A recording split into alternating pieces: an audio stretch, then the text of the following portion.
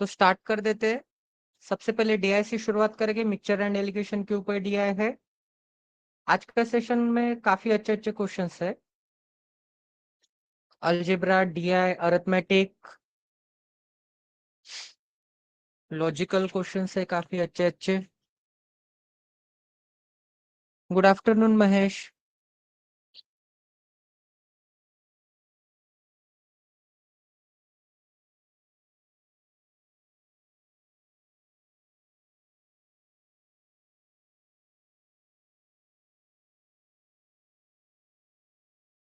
सभी चीजें परफेक्टली है।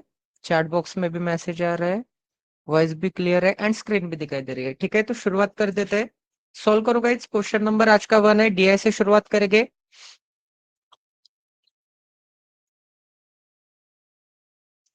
4 जार्स है ABCD। उन जार्स में मिल्क एंड वाटर होगा। The ratio of milk and water given है एवरी जार का 7:13, 4:1, 1:3 एंड 11:9। आगे एक क्वेश्चन गिवन है उसी डीआई के ऊपर। तो क्वेश्चन में क्या बोला है, let the water in jar BCD। तो वाटर की सम बता दी है BCD में, वो कितनी है 229 लीटर। ठीक है, उसके बाद क्वेश्चन है, रीड करो।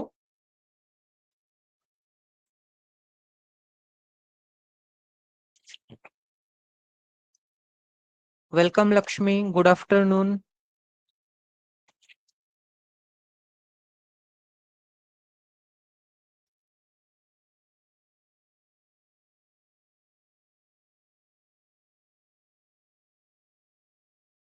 जो गिवन डाटा है वो लिख लेता हूं मैं तब तक। 4 जार से ABCD। तो jar number A, jar number B, jar number C, jar number D. उन सभी जार्स में क्या होगा, उन सभी जार्स में मिल्क होगा एंड वाटर होगा। Milk and water, milk and water. ठीक है, ये 4 दूध वाले भैया हो गए, मिल्क एंड वाटर वाले। तो देखो 7:13 है जार नंबर ए में। 7 क्या है, 7:13 है। जार नंबर बी में 4:1 है। जार नंबर बी में क्या मिल जाएगा मुझे, 4:1 मिल जाएगा। उसके बाद 1:3 जार नंबर सी में, 1:3। जार नंबर डी में क्या है, 11:9 है। जार नंबर डी में क्या है, 11:9 है। आ गया किसी का आंसर? आपको निकालना क्या है, आपको निकालना है कि percentage of milk in the mixture is 28। आपको क्या निकालना है फिर, find the quantity of water in jar A. Jar A में कितने क्वांटिटी ऑफ वाटर होगा, इसकी वैल्यू आपको निकालनी है। ठीक है, मतलब ये जो 13 यूनिट दिख रहा है, इस 13 यूनिट की वैल्यू आपको निकालना है। सॉल्व करके देखो, इजी है, सिर्फ रेशियो वगैरह बैलेंस करना है एंड वैल्यूज कैलकुलेट करने हैं। अगर किसी का आंसर आ जाए तो चैट बॉक्स में बता देना।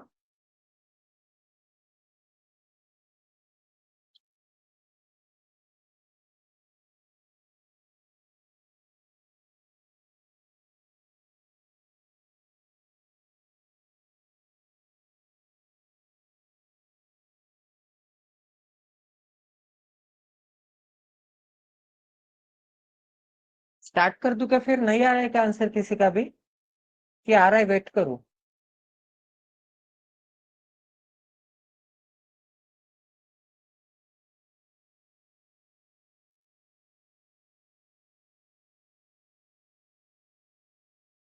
देखो स्टार्ट कर देते हैं। क्या बोला है, water in the jar BCD। BCD jar में मतलब ये जो 1, 3 एंड 9 जो है, अब इन तीनों के बीच में रिलेशन नहीं है, बट बता रहा हूं कि इन तीनों की सम क्या आ जाएगी, 229 आ जाएगी। ठीक है, इन तीनों के बीच में रिलेशन नहीं है तो ऐड नहीं कर सकते अभी। आगे क्या बोला है, आगे बोला है and the quantity of water in jar D. तो जार डी में जो वाटर है उसकी क्वांटिटी कितनी है, उसकी quantity jar D is 22 litre less than the quantity of milk. इसका मतलब क्वांटिटी ऑफ मिल्क से क्वांटिटी ऑफ वाटर आपको कितना लेस दिख रहा है, 2 यूनिट कम दिख रहा है। बट यहाँ पे तो बोला है कि 22 लीटर कम है। तो 2 यूनिट की वैल्यू क्या आ जाएगी, 2 यूनिट की वैल्यू 22 लीटर आ जाएगी। 2 यूनिट की वैल्यू 22 लीटर है, तो 1 यूनिट की वैल्यू क्या आ जाएगी, 1 यूनिट की वैल्यू 11 लीटर। 1 यूनिट की वैल्यू 11 लीटर है, तो 11 यूनिट की वैल्यू क्या आ जाएगी, 11 इंटू 11 मतलब 121 लीटर। 9 यूनिट की वैल्यू क्या आ जाएगी, 9 इंटू 11 मतलब 99 लीटर। ठीक है, तो इतना तो मैंने प्रूव कर लिया है कि ये जो डी जार है, डी वाले दूध के भैया है, उनके पास 121 लीटर मिल्क है, तो 99 लीटर का है वाटर है। ठीक है, अब आगे चेक कर लेते हैं। आ गया आंसर किसी का? Welcome Shivani, good afternoon. अच्छा, तुम्हारा मैसेज है क्या? सॉरी, लेट हो गई, मुझे लगा कि आंसर आ गया। ठीक है, कोई दिक्कत नहीं है। तो देखो गाइस, अब आगे क्या गिवन है। अब आगे बोला है quantity of milk in jar B is 100 litre. अब quantity of milk in jar B, तो मिल्क की क्वांटिटी कितनी है? मिल्क की क्वांटिटी 100 लीटर है, बट यहाँ पे तो मिल्क की क्वांटिटी 4 यूनिट है। तो 4 यूनिट की वैल्यू 100 लीटर, तो 1 यूनिट की वैल्यू क्या मिल जाएगी मुझे? 25 लीटर। 1 यूनिट की वैल्यू 25 लीटर है, तो वाटर कितना? 1 यूनिट है। 1 यूनिट है, इसका मतलब कितना है? 25 लीटर है।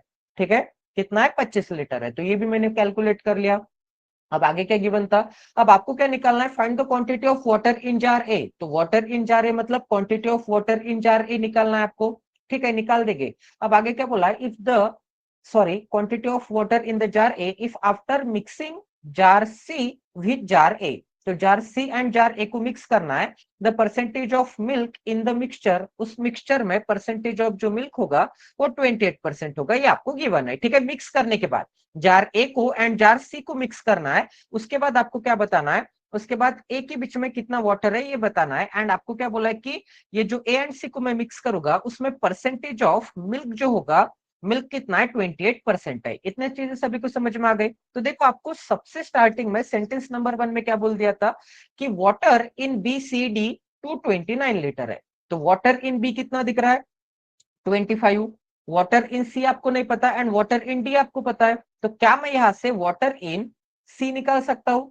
वाटर इन बी पता है, वाटर इन डी पता है, वाटर इन सी नहीं पता, एंड तीनों की मेरे पास एडिशन है। तो 25 प्लस 99 क्या मिल जाएगा? 124।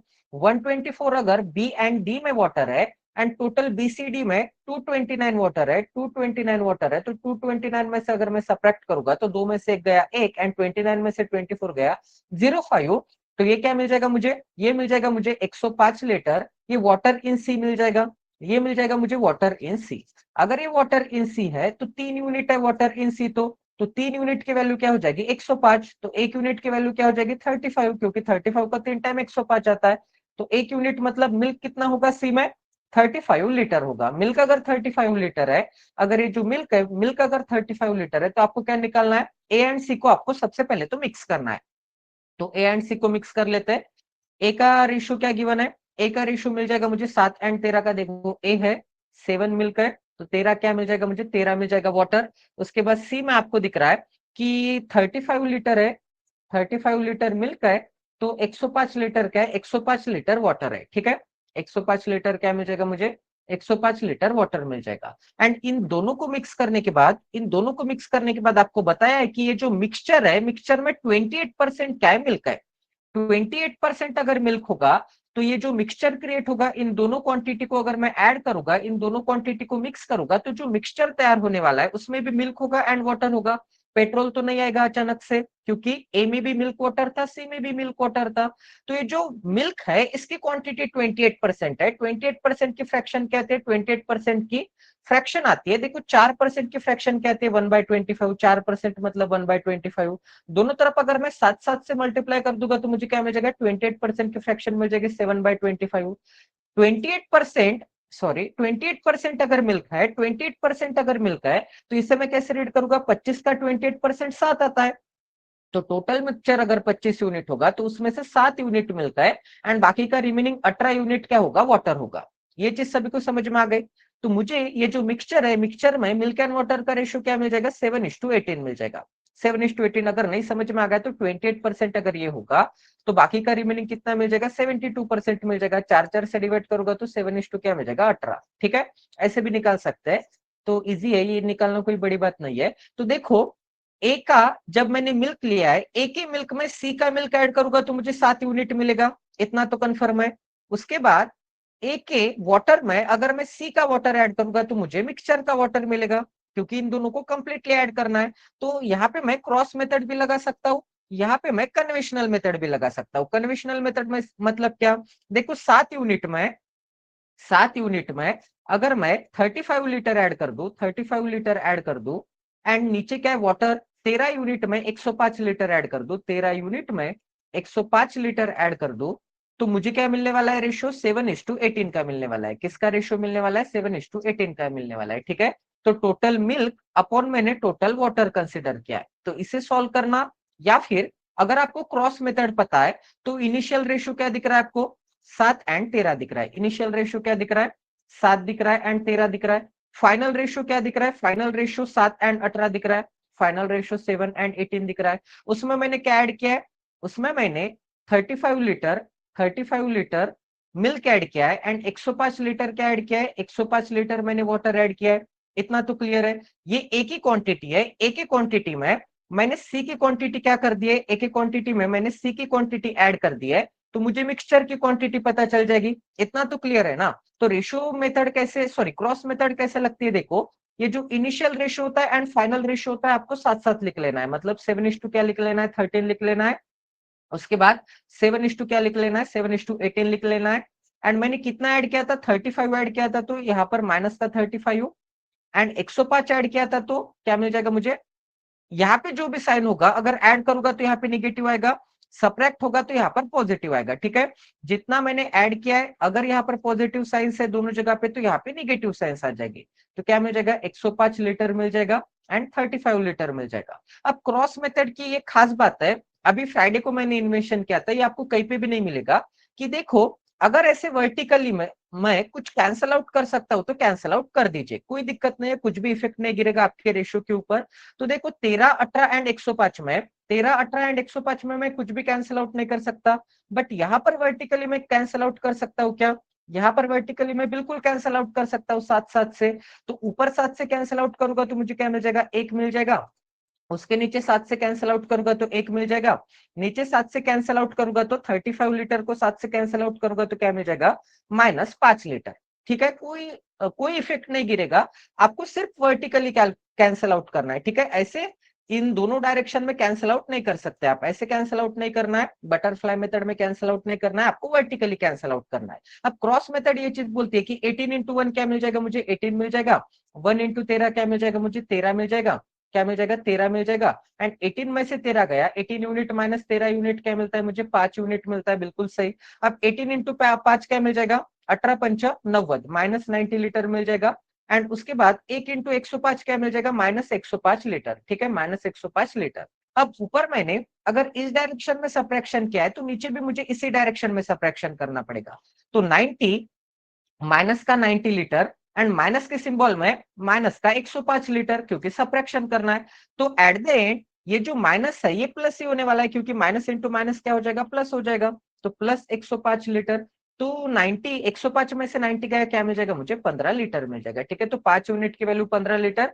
तो 1 यूनिट की वैल्यू क्या मिल जाएगी? 1 यूनिट की वैल्यू 3 लीटर। 1 यूनिट की वैल्यू जो भी आएगी वो ऑलवेज आपको फर्स्ट रेशियो को लगाना है। ठीक है, अब यहाँ पर मैंने कैंसिल आउट किया तो यहाँ पे नहीं लगा सकते, फर्स्ट रेशियो को लगाना है। इसका मतलब ये एक एक क्वांटिटी को लगाना है। 1 यूनिट की वैल्यू 3 आ गई थी, तो ए में जो वाटर होगा वो कितना मिल जाएगा मुझे? 39 मिल जाएगा। एंड जो मिल्क होगा, मिल्क कितना मिल जाएगा? 1 यूनिट की वैल्यू 3 है, तो 21 मिल जाएगा। क्लियर है सभी को? तो आपको वाटर ही बोला था ना, तो क्या मिल जाएगा? ए में वाटर 39 यूनिट, सॉरी 39 लीटर। यहां से भी कैलकुलेट करोगे तो वही आंसर आने वाला है। देखो, 7 से अगर मैं कैंसिल आउट करूंगा तो क्या मिल जाएगा? 5 लीटर। 7 वन 7 मिल जाएगा। ठीक है, 18 से मल्टीप्लाई करूंगा तो 18 यूनिट, प्लस के सिंबल में 18 पंच 90, 90 लीटर इज इक्वल टू क्या मिल जाएगा? Is equal to 13 unit plus 105 litre. ठीक है, तो 13 यूनिट को इस डायरेक्शन में भेज दूंगा तो 5 यूनिट इज इक्वल टू 90 को इस डायरेक्शन में भेज दूंगा तो 15 लीटर। 1 यूनिट की वैल्यू क्या मिल जाएगी? 1 यूनिट की वैल्यू 3 लीटर मिल जाएगी। ठीक है, 1 यूनिट की वैल्यू 3 लीटर है। तो यूनिट मैंने किसके लिए यूज किया था? यूनिट मैंने यहाँ पर यूज किया था 7 यूनिट, 13 यूनिट। तो 1 यूनिट की वैल्यू 13 है, तो इसका मतलब 13 यूनिट की वैल्यू 39 लीटर। आंसर वही आने वाला है। ये रेशियो मेथड में, सॉरी क्रॉस मेथड में मैंने इन्वेंशन कर दिया था, छोटा फार थोड़ा फार यहाँ पर है, सॉरी। तो यहाँ पर थोड़ा इन्वेंशन हो गया था, तो इसके लिए मैंने बता दिया। ठीक है, ये आपको कहीं पे भी नहीं मिलेगा कि ऐसे वर्टिकली आप कैंसिल आउट कर सकते हैं। समझ में आ गया सभी को ये क्वेश्चन? किसी को डाउट है क्या इस क्वेश्चन में? पूरा क्लियर है क्वेश्चन? नेक्स्ट क्वेश्चन पे चले। तो आगे नेक्स्ट क्वेश्चन पे बढ़ते हैं। एक सेकंड, ये डाटा मैं कॉपी पेस्ट कर लेता हूँ।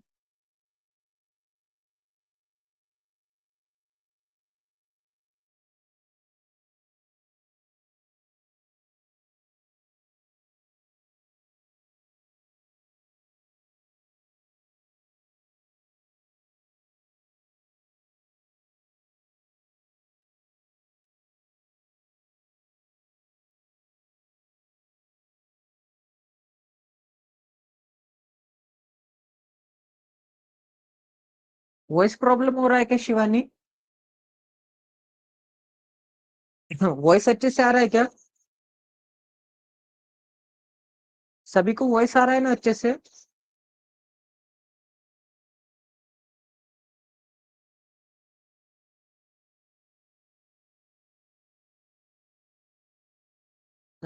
शिवानी तुम्हारा शायद नेटवर्क इशू होगा।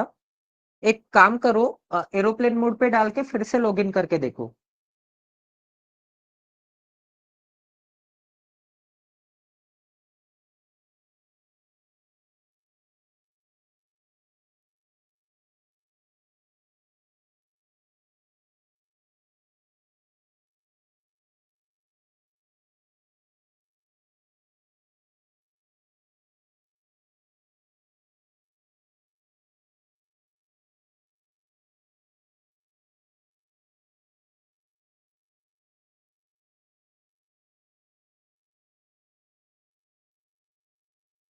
After adding 36 litre of water in jar B, तो बी जार में कितना वाटर ऐड करना है? 36 लीटर वाटर ऐड करना है। बी जार में 36 लीटर वाटर ऐड कर देते हैं, एक सेकंड। तो बी जार में 36 लीटर वाटर ऐड करना है। अब आगे क्या बोला? And the certain amount of milk in jar A. तो जार ए में certain amount of milk add करना है। तो सर्टेन अमाउंट ऑफ क्या ऐड करना है? मिल्क ऐड करना है। नहीं पता तो उसे एक्स कंसिडर करेंगे कि x amount of milk add करना है।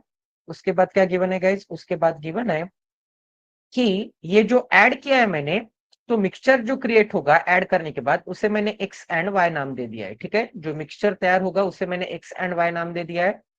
आगे बोला है the percent of milk in mixture x is 50%। तो मिक्सचर जो, सॉरी हाँ, मिक्सचर एक्स में जो मिल्क होने वाला है उसका कॉन्सेंट्रेशन 50% है। उसका कॉन्सेंट्रेशन कितना है? 50% है। 50% ऑफ द, सॉरी 50% है। एंड आगे क्या बोला है? Percent of water in the mixture Y. Mixture Y में जो परसेंट ऑफ वाटर क्रिएट होने वाला है, जो परसेंट ऑफ वाटर क्रिएट होने वाला है 52% है। वो क्या मिल जाएगा मुझे? 52% मिल जाएगा। ठीक है, 52% मतलब यहाँ पे मिल जाएगा वाटर 52%। आगे क्या गिवन है? Find the ratio of initial quantity of jar B and the amount of milk added in jar A. तो initial quantity of jar B and amount added in jar A, इन दोनों का आपको ratio बताना है। ठीक है, सॉल्व करो। क्वेश्चन को मैंने पूरा एक्सप्लेन कर दिया है कि कैसे सॉल्व करना है। सीएनडी का काम नहीं है ना, तो इसे रिमूव कर देता हूं। सीएनडी का कुछ भी काम नहीं है।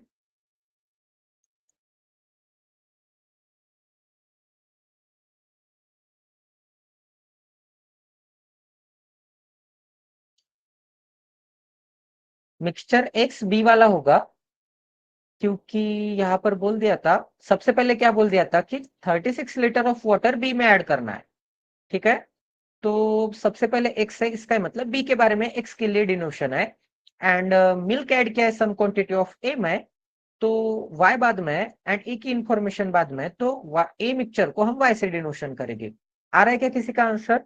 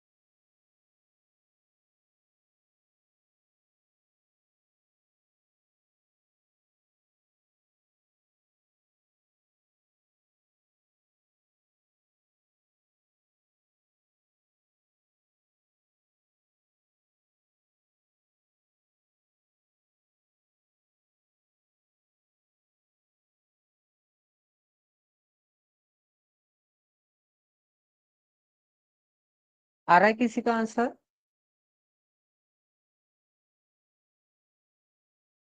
आंसर क्यों नहीं आ रहा है भाई? क्वेश्चन तो उतना भी डिफिकल्ट नहीं है ना, इससे हार्ड क्वेश्चन तो आपने सॉल्व कर दिए थे कल। देखो, एक ही चीज मिक्सचर एंड एलिगेशन में आपको फोकस करना है। हम प्री के भी बैच में मिक्सचर एंड एलिगेशन अभी जल्दी स्टार्ट कर देंगे।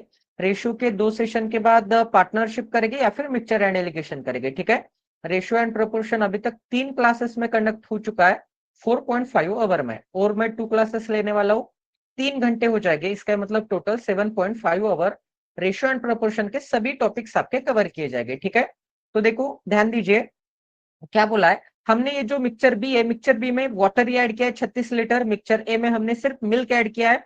तो देखो अगर मैंने मिक्सचर बी में सिर्फ वाटर ऐड किया है तो जो इनिशियल क्वांटिटी ऑफ मिल्क थी वही फाइनल क्वांटिटी होनी चाहिए। मतलब पहले अगर 4 यूनिट था तो बाद में भी 4 यूनिट आना चाहिए।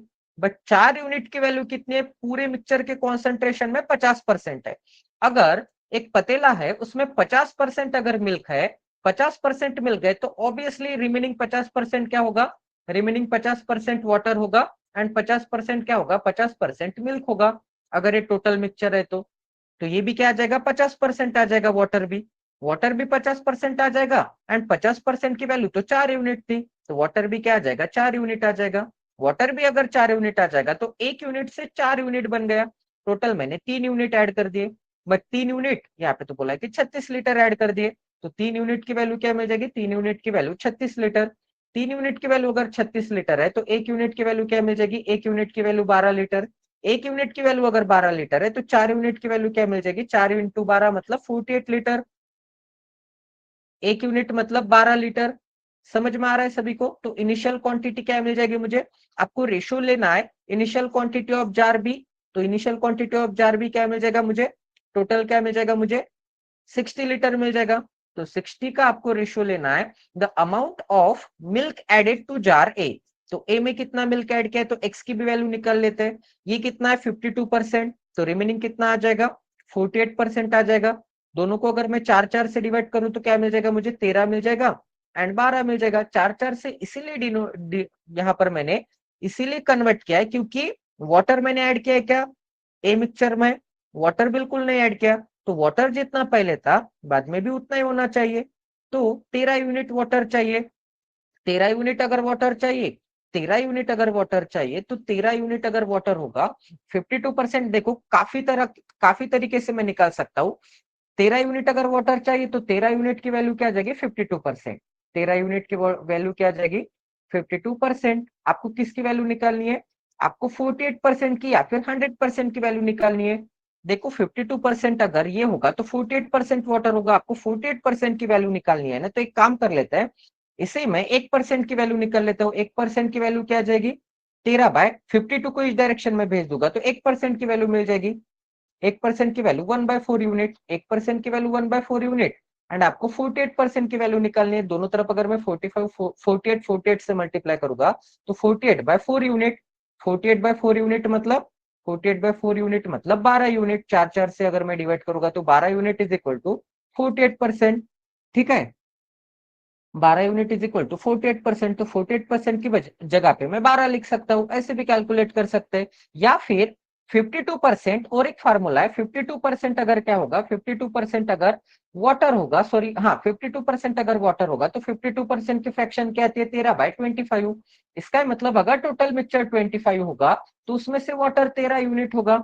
अगर टोटल मिक्सचर 25 होगा, एक सेकंड ये हैंग हो गया, एक सेकंड एक सेकंड हाँ आ गया। अगर टोटल मिक्सचर कितना है? अगर टोटल मिक्सचर 25 होगा तो उसमें से 13 वाटर होगा। टोटल मिक्सचर 25 होगा तो उसमें से 13 वाटर होगा, तो रिमेनिंग 12 यूनिट क्या होगा? मिल्क होगा। ऐसे भी कैलकुलेट कर सकते हैं। ठीक है, 3 4 तरीके आपको बता दिए रेशियो बैलेंस करने के, तो ऐसे आप कैलकुलेट कर सकते थे। तो देखो क्या मिल जाएगा मुझे? 12 यूनिट मिल जाएगा।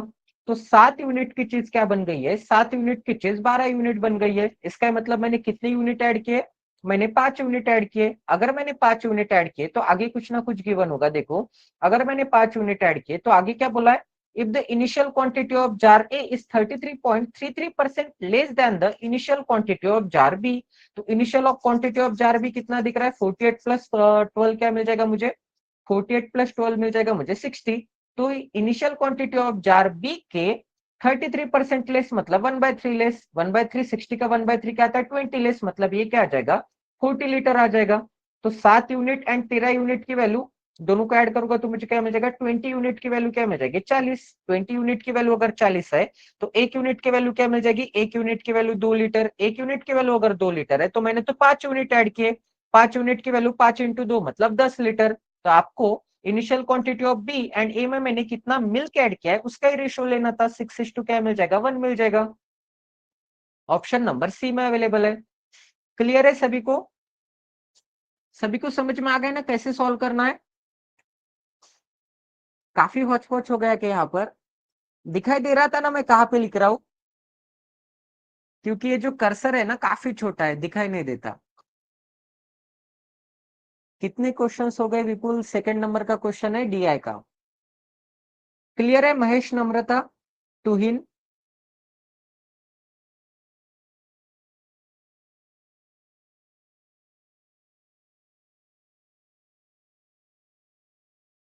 ठीक है, वेरी गुड, आगे बढ़ते हैं।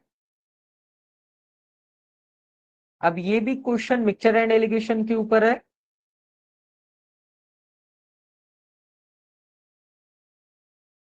डेटा सफिशिएंसी के फॉर्म में ये भी क्वेश्चन सॉल्व करो। ये जो कंसेप्ट मैंने बताया ना कि फाइनल मिक्सचर में उतने कॉन्सेंट्रेशन मतलब 52% अगर वाटर रह जाता होगा तो सिंपली कुछ भी नहीं करना है। 52% रह जाता है मतलब 100% का, मतलब टोटल मिक्सचर का 52% की वैल्यू क्या आती है, 13/25। तो 25 को आपको टोटल मिक्सचर अज्यूम करना है एंड न्यूमरेटर को आपको मिल्क अज्यूम करना है या फिर वाटर अज्यूम करना है। ठीक है, तो मुझे फाइनल रेशियो मिल जाएगा। अगर एक का भी कॉन्सेंट्रेशन बोल दिया होगा फाइनल मिक्सचर में 52, 65, 72, तो मैं ऑटोमेटिकली सेकेंड पर्सन का एंड फर्स्ट पर्सन का रेशियो निकाल सकता हूं। ठीक है, मिक्सचर के टॉपिक में ये चीजें ध्यान में रखनी है। अभी जल्दी कर लेंगे प्रीलिम्स के क्लास में।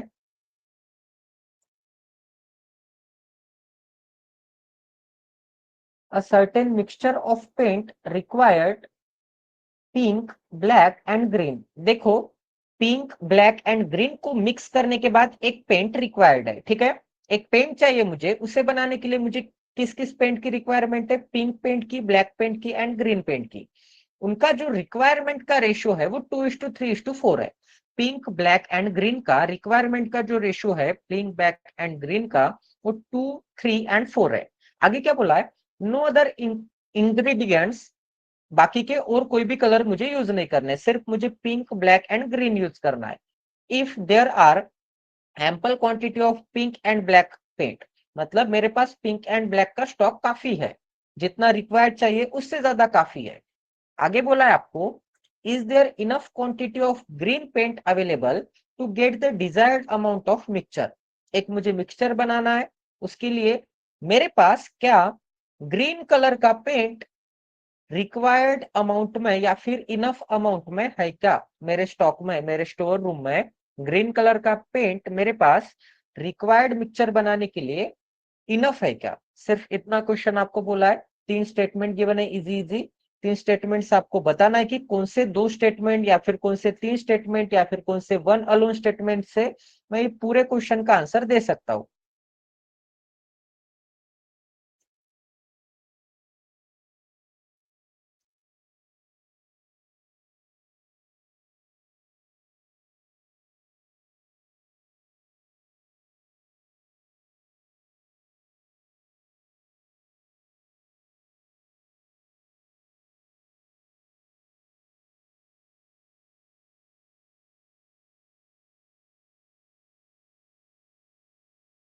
दिखाई तो दे रहा है ना सभी को? स्क्रीन जूम हो सकती है आपकी, जूम करके देख लो अगर दिखाई नहीं दे रहा होगा तो।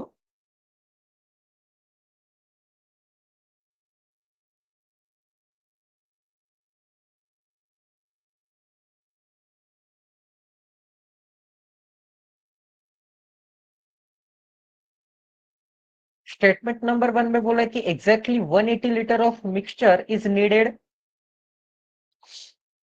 स्टेटमेंट नंबर 2 बोला है कि the difference between the quantity of pink paint available and black paint available is 60 litre.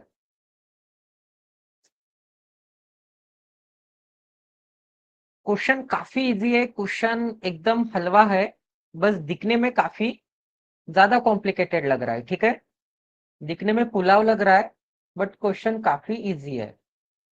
Question है खिचड़ी, दिखने में लग रहा है पुलाव।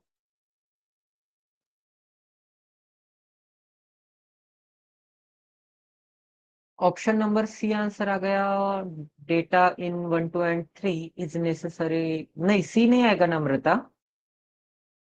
सी नहीं आएगा, क्योंकि आपको प्रूव क्या करना है, देखो आपको ये प्रूव करना है कि ग्रीन कलर का जो पेंट है रिक्वायर्ड मिक्सचर बनाने के लिए, अगर मान के चलते कि रिक्वायर्ड मिक्सचर बनाने के लिए मेरे पास 2 लीटर का ग्रीन पेंट लगता है, एंड अगर मेरे पास स्टॉक में 2 लीटर की बजाय 1 लीटर होगा, तो क्या आपको यही बोला है कि ग्रीन कलर का पेंट बना, सॉरी, ये जो मिक्सचर बनाने के लिए ग्रीन कलर का जितना भी रिक्वायर्ड है वो क्या हमारे स्टॉक में प्रेजेंट है क्या? ठीक है, तो तीनों को मिलाने के बाद तो नहीं आएगा आंसर में भी। स्टार्ट करके गाइस देखो, स्टार्ट कर देते हैं। एक मुझे मिक्सचर बनाना है, उस मिक्सचर में क्या क्या चीजें इंपॉर्टेंट है, पिंक कलर इंपॉर्टेंट है, ब्लैक कलर इंपॉर्टेंट है, उसके बाद ग्रीन कलर इंपॉर्टेंट है।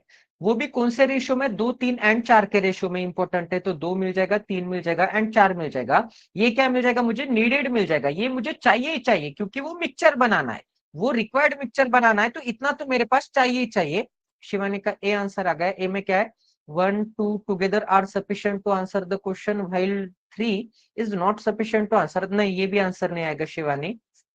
देख तो लो, एक बार ध्यान दो फोकस के साथ, क्या गिवन है, ये मेरे पास क्या है, नीडेड है, ये वर्ड्स इंपॉर्टेंट है। नीडेड का मतलब क्या, मुझे रिक्वायर्ड अमाउंट ऑफ मिक्सचर बनाने के लिए इतनी क्वांटिटी चाहिए ही चाहिए, ये क्या है, नीडेड है। ठीक है, मतलब इतना कलर मेरे पास तो होने को ही होना।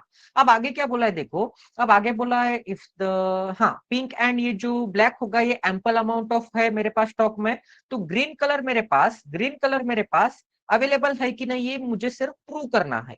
ये अगर मुझे प्रूव करना है तो स्टेटमेंट नंबर 1 का डाटा यूज करेंगे। Exactly 180 litre of mixture is needed, exactly 180 litre of mixture बनाने के लिए नीडेड लगता है। बट यहाँ पे तो कितना नीडेड लगता है मिक्सचर बनाने के लिए, पी का 2 यूनिट, ब्लैक का 3 यूनिट एंड ग्रीन का 4 यूनिट, तो टोटल कितना नीडेड लगता है, टोटल 2 + 3 5, 5 और 4 क्या मिल जाएगा, 9 यूनिट नीडेड लगता है। बट स्टेटमेंट नंबर 1 में बोला है कि 180 लीटर नीडेड लगता है। 180 लीटर अगर नीडेड लगता है तो 9 यूनिट की वैल्यू क्या आ जाएगी, 9 यूनिट की वैल्यू 180 लीटर। तो 1 यूनिट की वैल्यू क्या आ जाएगी, 1 यूनिट की वैल्यू 20 लीटर। 1 यूनिट की वैल्यू क्या आ जाएगी, 1 यूनिट की वैल्यू 20। तो 2 यूनिट की वैल्यू क्या आ जाएगी, 2 यूनिट की वैल्यू आ जाएगी 2 × 20 मतलब 40 लीटर। 3 यूनिट की वैल्यू क्या आ जाएगी, 60 लीटर। 4 यूनिट की वैल्यू क्या आ जाएगी, 4 × 20, क्योंकि 1 यूनिट की वैल्यू 20 है ना, तो 4 यूनिट की वैल्यू क्या आ जाएगी, 80 लीटर। तो मैंने यहां से स्टेटमेंट नंबर 1 से ये प्रूव कर लिया है कि मुझे ग्रीन कलर कितना नीडेड है, मुझे कितना चाहिए, रिक्वायरमेंट कितनी है, 80 लीटर की रिक्वायरमेंट है। अब आगे स्टेटमेंट नंबर 1 अलोन से तो आंसर नहीं दे सकता, क्योंकि आपको क्या बोला है कि, आपको बोला है कि is there enough quantity of, आपको क्या बोला है कि रिक्वायरमेंट या फिर अवेलेबल ग्रीन कलर अवेलेबल है क्या, 80 लीटर अवेलेबल है क्या, ये मुझे प्रूव करना है। क्योंकि पिंक अवेलेबल है, ब्लैक अवेलेबल है, ये क्वेश्चन में बोल दिया था, क्या ग्रीन मेरे पास अवेलेबल है क्या, 80 लीटर, ये मुझे प्रूव करना है। तो स्टेटमेंट नंबर 1 से तो आंसर नहीं आ रहा है, स्टेटमेंट नंबर 1 से सिर्फ इतना आंसर आ रहा है कि मुझे रिक्वायर्ड क्वांटिटी ग्रीन कलर की कितनी है, 80 लीटर है। अब मेरे स्टोर रूम में ग्रीन कलर कितना है ये मुझे प्रूव करना है। स्टेटमेंट नंबर 2 चेक करते हैं, क्या बोला स्टेटमेंट नंबर 2 में, the difference between the quantity of pink paint available and black paint available is 60। तो देखो, अब ये अवेलेबल अमाउंट ऑफ की क्वांटिटी में यहां पर लिखूंगा, ये क्या मिल जाएगा, ये अवेलेबल अमाउंट का मेरे पास रेशियो मिल जाएगा।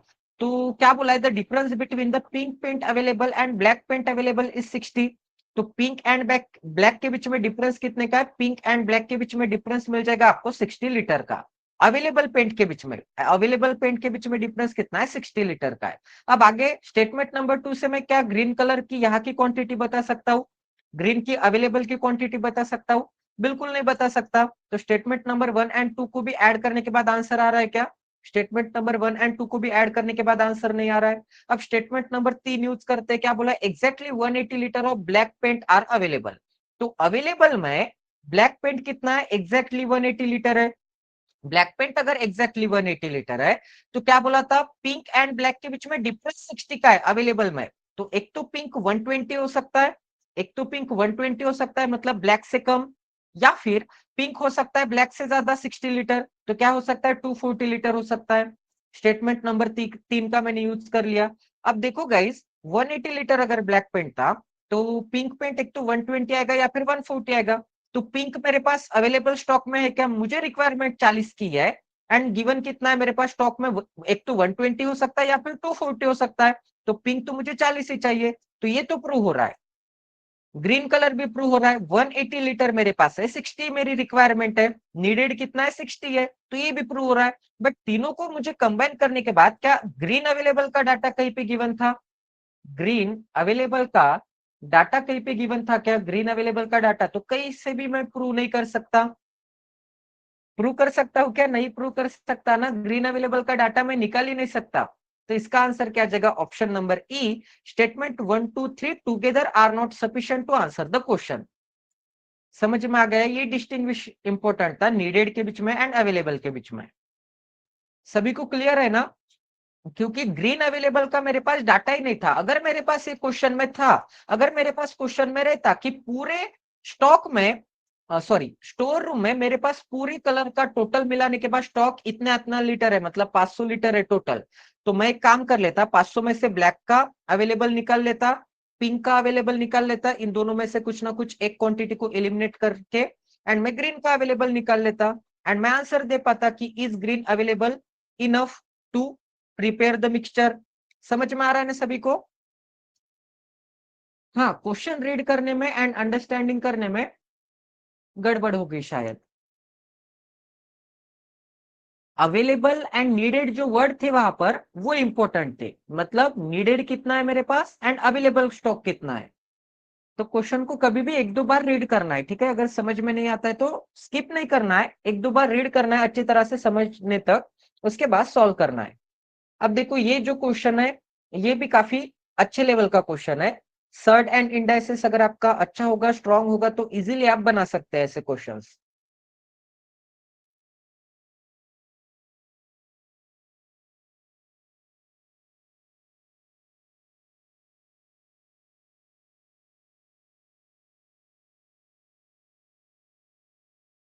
देखो यहां से एक ही वैल्यू निकाल लो, ये जो गिवन स्टेटमेंट है, ये जो गिवन डाटा है, यहां से एक ही वैल्यू निकाल लो। वो एक ही वैल्यू क्वांटिटी 1 एंड क्वांटिटी 2 में पुटअप करो, कौन सी क्वांटिटी ग्रेटर, छोटी, बड़ी, लंबी कौन सी आती है बता दो, ठीक है? क्वांटिटी 1 एंड क्वांटिटी 2 का रिलेशन एस्टेब्लिश करना है, एक ही वैल्यू निकालना मुश्किल है, यहाँ से एक ही वैल्यू निकालना मुश्किल है।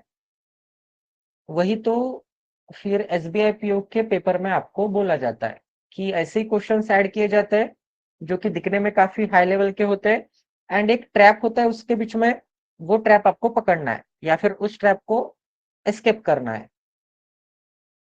तो देखो कैसे सॉल्व कर सकते हैं।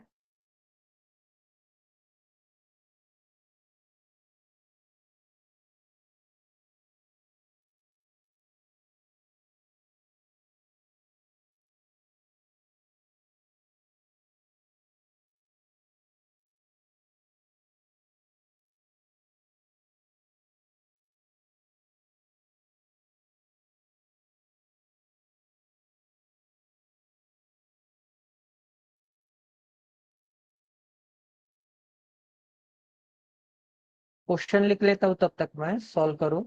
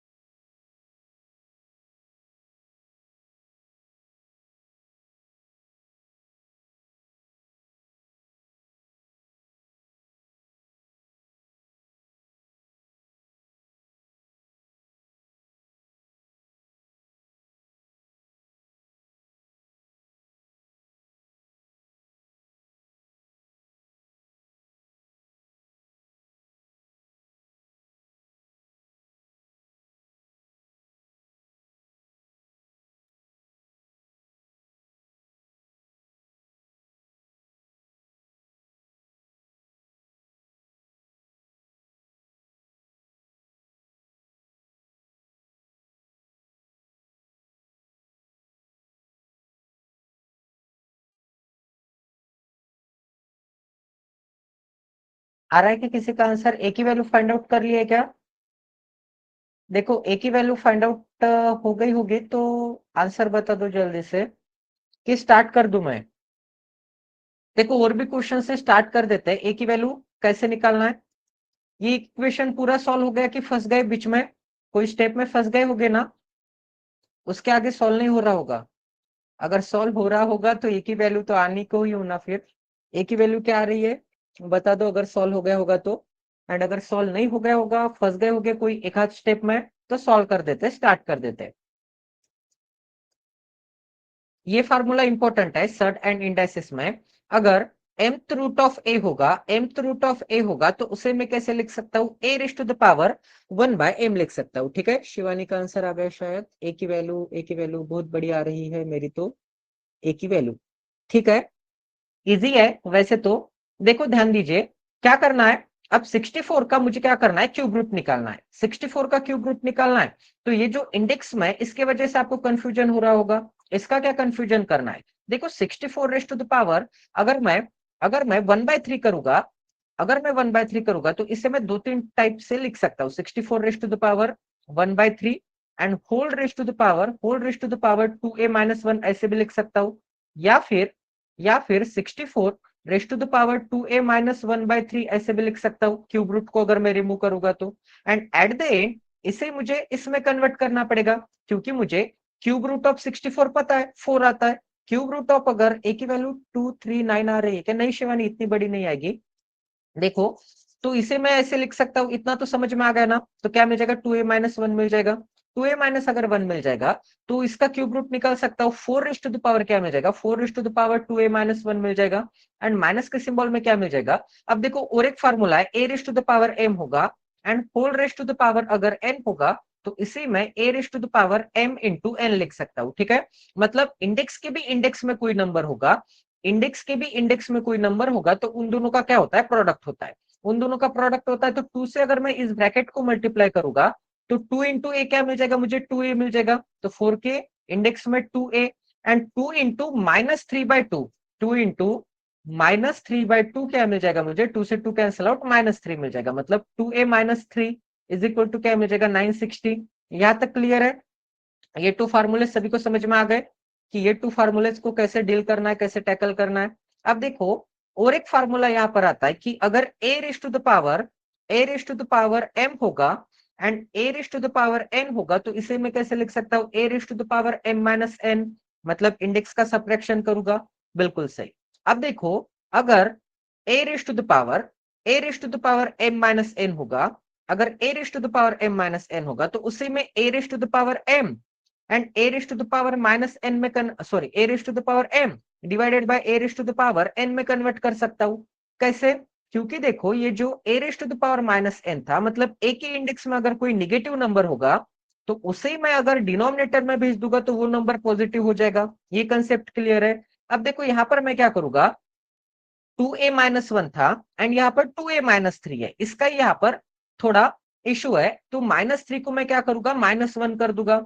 -3 को अगर मैं -1 करूंगा तो क्या मिल जाएगा, मुझे मिल जाएगा 4 raise to the power 2a-1 -2।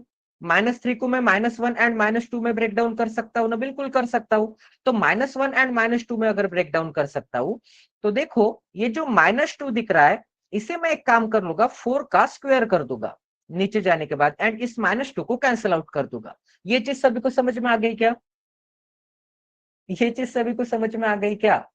यहाँ पे मैंने बोला है ना कि ये जो -n था, इसे अगर मैं डिनोमिनेटर में भेजूंगा तो a raise to the power n हो जाएगा एंड इंडेक्स क्या हो जाएगा, इंडेक्स पॉजिटिव हो जाएगा। निगेटिव का पॉजिटिव करने के लिए तो मैं डिनोमिनेटर में भेज रहा हूँ, निगेटिव n का पॉजिटिव n करने के लिए तो डिनोमिनेटर में भेज रहा हूँ। वैसे ये जो -2 है, -2 का +2 करने के लिए तो मैं -2 का +2 करने के लिए तो डिनोमिनेटर में भेज रहा हूँ। एंड ये जो n है, ये क्या है, बेस के इंडेक्स में आ जाएगा। तो बेस क्या था, 4 था, तो 4 के इंडेक्स में +2 ऊपर आ जाएगा। सभी को क्लियर है ना? Very good. तो आगे देखते हैं, अगर क्लियर नहीं होगा तो बताते जाओ, कोई शर्माने की बात नहीं है, 10 बार बता दूंगा। ठीक है, क्योंकि अभी अगर समझ में आएगा तो एग्जाम में समझ में आएगा। तो ऐसे क्वेश्चंस को कैसे करना है आपको ध्यान आ जाएगा। तो देखो ये जो -2 है, ये मैंने ऊपर लिख लिया, सॉरी नीचे भेज दिया। अब इन दोनों में ये दो चीजें आपको कॉमन दिख रही है, तो 4 to the power 2a-1 अगर मैं कॉमन निकालूंगा दोनों में से, तो यहाँ से ये चला गया तो 1 बचेगा, माइनस के सिंबल में ये चला गया तो क्या मिल जाएगा मुझे, 1/4 मतलब 16 मिल जाएगा। 4 का स्क्वायर क्या मिलता है, 16 मिलता है ना, तो 4 का स्क्वायर क्या मिल जाएगा, 16 मिल जाएगा, इज इक्वल टू क्या मिल जाएगा, इज इक्वल टू 960 मिल जाएगा, इज इक्वल टू क्या 960। इसे सॉल्व करते हैं, तो इसे अगर मैं सॉल्व करूंगा तो 16 - 1 15/16 मिल जाएगा, 4 to the power 2a-1 and into क्या मिल जाएगा, इंटू 15/16 इज इक्वल टू क्या मिल जाएगा 960। 15 से अगर मैं डिवाइड करूंगा तो 15 × 90, 6 बचा 0 बचा, 15 चौक 60, 64। तो 4 to the power 2a-1 is equal to क्या मिल जाएगा, 64 इंटू क्या मिल जाएगा 16, राइट हैंड साइड में भेज दूंगा तो 16 मिल जाएगा। 64 को मैं 4 का क्यूब लिख सकता हूँ, 16 को मैं 4 का स्क्वायर लिख सकता हूँ। a⁻m इंटू a⁻n होगा तो a⁻m+n, 4 to the power 5 हो जाएगा। बहुत सारे कैंडिडेट गड़बड़ कर देते हैं, 3 × 2 करके यहाँ पर 6 लिख देते हैं, ठीक है, बट क्या होगी, इंडेक्स की एडिशन होगी, ये ध्यान में रखना है। तो 4 to the power 2a+1 sorry 2a-1 is equal to 4 to the power 5। दोनों जगह पे क्या दिख रहा है, दोनों जगह पे बेस सेम है, 4 एंड 4। दोनों जगह पे अगर बेस सेम है तो दोनों जगह पे इंडेक्स भी सेम आ जाएंगे। इंडेक्स अगर सेम आ जाएंगे इसका मतलब 2a-1 इज इक्वल टू 5। दोनों जगह पे जो इंडेक्स है वो बराबर आ जाएंगे, 2x - 1 इज इक्वल टू 5। तो 2a is equal to 6, a is equal to 3, a की वैल्यू 3 आ गई। तो क्वांटिटी 1 एंड क्वांटिटी 2 में पुट अप करो, कौन सी क्वांटिटी बड़ी है छोटी है बताओ फिर।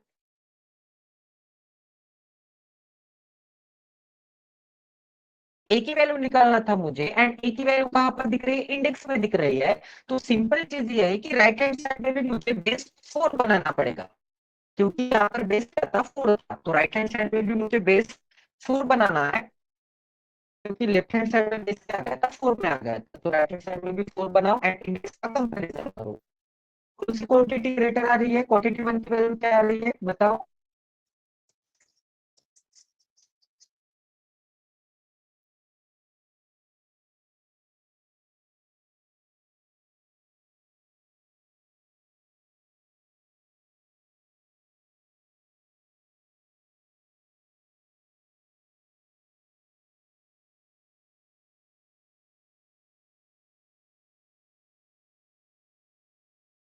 एक एसआईसीआई का क्वेश्चन है, वो भी काफी अच्छे लेवल का है, ठीक है। एसबीआई पीओ मेंस भी बोल सकते हो आप, या फिर आरआरबी नाबार्ड के वगैरह क्वेश्चन होते हैं ना, उसका भी लेवल बता सकते हो। क्वेश्चन करने सॉल्व करने में काफी इजी है, क्वेश्चन सॉल्व करने में काफी इजी है, बट देखने में काफी मुश्किल है। एंड सॉल्व करने में इजी है क्योंकि मैं यूनिट मेथड से पढ़ाता हूँ। वही अगर आप कोई अदर मेथड फॉलो करोगे, काफी डिफिकल्ट हो जाएगा वो क्वेश्चन। एंड वो क्वेश्चन आपको कहीं मिलता भी है पीडीएफ में, इंटरनेट पे, कोई क्लास में, पेड क्लास में या फिर फ्री के क्लास में, तो आपका उनका एंड मेरा एक बार सॉल्यूशन देख लीजिए।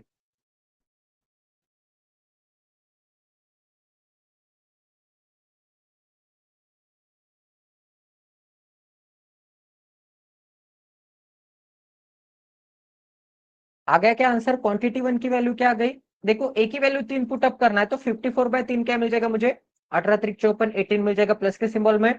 ए को अगर मैं 3 पुट अप करूंगा तो 27×2 = 52, 27×3 = 78 78 प्लस के सिंबल में। अब 56 इंटू 25 डिवाइडेड बाय 5 मतलब 5, 56 इंटू 5 मतलब 5 से मल्टीप्लाई करना, मतलब इसका आधा करके एक जीरो लगा देना, आधा करना मतलब 56 का आधा क्या आता है 28, एंड इसके पीछे एक जीरो, इज इक्वल टू मुझे एक्स मिल जाएगा। दोनों को ऐड करना है तो देखो एक काम कर लेते हैं, दोनों को अगर ऐड करना है तो 18 18 प्लस 78 क्या मिलता है मुझे, 96 मिल जाएगा। 96 मुझे ऐड करना है तो एक काम कर लेते हैं, 100 ऐड करके 4 कम कर दूंगा, 100 ऐड करके 4 कम कर दूंगा तो 376 आंसर आ जाएगा, ठीक है। क्या आंसर आ जाएगा, 376 आंसर आ जाएगा। क्वांटिटी 1 की वैल्यू क्या आ रही है, 376। क्वांटिटी 2 की वैल्यू क्या आ रही है, क्वांटिटी 2 की वैल्यू हाँ करेक्ट है 376। क्वांटिटी 2 की वैल्यू क्या आ रही है, ए की वैल्यू अगर मैं 3 पुटअप करूंगा तो ऊपर का 3 नीचे का 3 कैंसिल आउट, 8 मिल जाएगा। 8 ऑफ का मीनिंग क्या होता है, इनटू होता है। 289 क्या मिल जाएगा, 289। 6 का क्यूब क्या मिल जाएगा, 216। ए का स्क्वायर क्या मिल जाएगा, माइनस के सिंबल में 9 मिल जाएगा। तो 9 अगर मैं इन दोनों में ऐड कर दूंगा, ये दो दो निगेटिव टर्म्स थे, इन दोनों में अगर मैं एडिशन कर दूंगा तो क्या मिल जाएगा मुझे, माइनस का 225 मिल जाएगा। 289 में से माइनस का 225 सब्ट्रैक्ट करना है तो देखो 9 माइनस 5 क्या मिल जाएगा, 9 माइनस 5 4 मिल जाएगा, एंड 28 माइनस 22 क्या मिल जाएगा, 6 मिल जाएगा, 64 मिल जाएगा। तो 8 इंटू 64, एक सेकंड काफी होच पोच हो गया है। 8 इंटू 64 तो आ गया ना मेरे पास, ठीक है, ऊपर एक जगह क्या मिल जाएगा, 8 इंटू 64, 8 इंटू क्या मिल जाएगा, ब्रैकेट की वैल्यू 64 आ गई थी, तो 8 इंटू 64 इज इक्वल टू मुझे क्या मिल जाएगा, 4 बाय ए एक्स या फिर question mark, 4 by A x या फिर क्वेश्चन मार्क। 4 से डिवाइड करूंगा तो क्या मिल जाएगा, 16, एंड 16 इंटू 8 क्या मिलता है मुझे, 16 करेक्ट सॉल्व किया है ना मैंने, 16 इंटू 8 मिलता है मुझे 16 आटी 128 शायद, क्योंकि 16 नवे 44 है, तो 16 आटी 28 से गलत हो गया कुछ तो भी मेरा, एक सेकंड।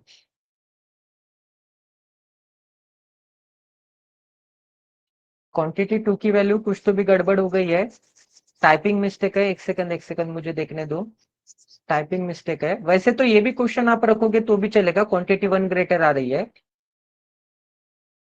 8 इंटू, ये करेक्ट सॉल्व किया था मैंने, 289, माइनस के सिंबल में ए का स्क्वायर मतलब 9, माइनस के सिंबल में 216, तो इन दोनों को ऐड करोगे तो मुझे मिल जाएगा 225, 225, 225 अगर चले जाएंगे, सॉरी सॉरी सॉरी सॉरी 200, 225 अगर चले जाएंगे तो क्या मिल जाएगा, 64, करेक्ट ही तो है।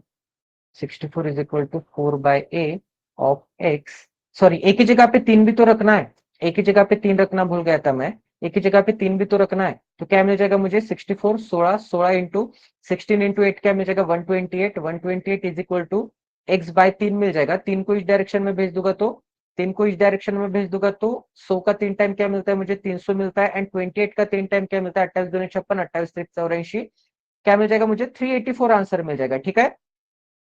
472 नहीं आएगा शिवानी, 384 आएगा। क्वांटिटी 2 की वैल्यू क्या आ जाएगी, 384, क्वांटिटी 1 की वैल्यू क्या आ जाएगी, 376, तो क्वांटिटी 2 क्या आ जाएगा, क्वांटिटी 2 ग्रेटर आ जाएगा, ठीक है। क्वांटिटी 2 क्या आ जाएगा, क्वांटिटी 2 ग्रेटर आ जाएगा, ऑप्शन नंबर डी आ जाएगा। सभी का 384 ही आंसर आया ना क्वांटिटी 2 का, कंफर्म कर दो सभी लोग एक बार।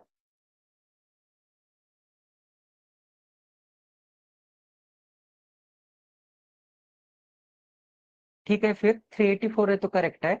आगे बढ़ते हैं, नेक्स्ट क्वेश्चन करते हैं। Simple interest and compound interest के ऊपर क्वेश्चन है। A certain sum u is invested at 3t minus 10% per annum compound interest में 2 सालों के लिए, एंड वो अमाउंट बन जाती होगी 1.5 यू प्लस एस। देखो कितने वेरिएबल है, एक तो प्रिंसिपल जो है वो भी आपको वेरिएबल में बताया है।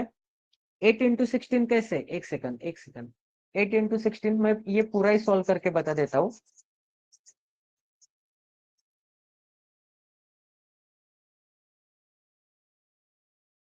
देखो शिवानी ये क्या है, 8 इंटू, एक ही जगह पे मैंने 3 रख दिया, एंड नीचे क्या है 3 है, तो 3 से 3 कैंसिल आउट, क्या मिल जाएगा मुझे, इतनी जगह पे 8 मिल जाएगा, ठीक है। अब इस ब्रैकेट की वैल्यू क्या मिल जाएगी, इस ब्रैकेट की वैल्यू 289, एक ही जगह पे 3 रखूंगा तो 9, 6 का क्यूब क्या आता है 216, इन दोनों को ऐड करूंगा तो माइनस के सिंबल में 225, इन दोनों को ऐड करूंगा तो सब्ट्रैक्ट करूंगा तो मुझे क्या मिल जाएगा 64, तो 8 इंटू क्या मिल जाएगा, 8 इंटू 64 इज इक्वल टू क्या मिल जाएगा, 4 बाय ए है मतलब 4/3 है, इंटू क्या मिल जाएगा मुझे, क्वेश्चन मार्क मिल जाएगा, ठीक है।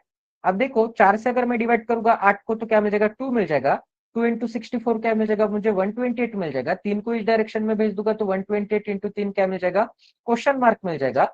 तो 128 इंटू 3 मतलब 300, 1 का 3 टाइम 300, एंड 28 का 3 टाइम क्या मिलता है, 28 दूनी 56, 28 त्रिक 84। क्लियर है,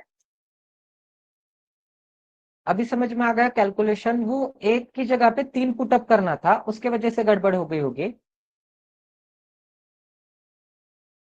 अब यहां पर बोला है कि ये जो प्रिंसिपल है, प्रिंसिपल भी आपको वेरिएबल में गिवन है, रेट ऑफ इंटरेस्ट भी आपको वेरिएबल में गिवन है, अमाउंट जो आने वाली है उसमें भी वेरिएबल है। तो वेरिएबल कितने हो गए, एक तो यू हो गया, एक तो टी हो गया, उसके बाद एस हो गया।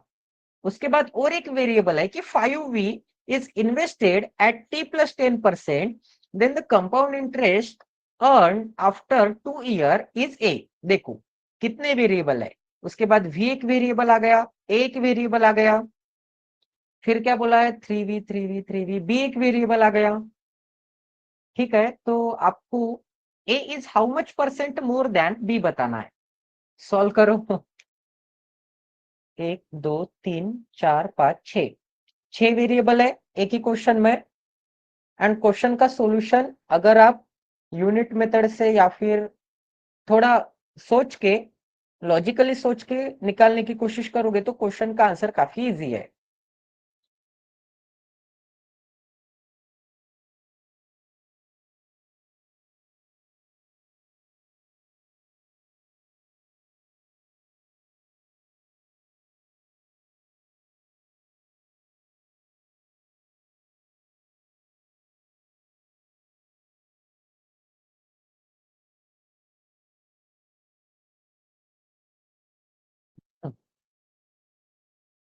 कंपाउंड इंटरेस्ट है 2 सालों के लिए, कंपाउंड इंटरेस्ट है 2 सालों के लिए। उसके बाद 5 वी की भी ऊपर क्या है, कंपाउंड इंटरेस्ट है 2 सालों के लिए। उसके बाद क्या बोला है, एक ही बार सिंपल इंटरेस्ट है बी निकालते टाइम। ठीक है, बी निकालते टाइम ही सिंपल इंटरेस्ट है, वो भी 4 सालों के लिए। ये चीजें ध्यान में रखना है।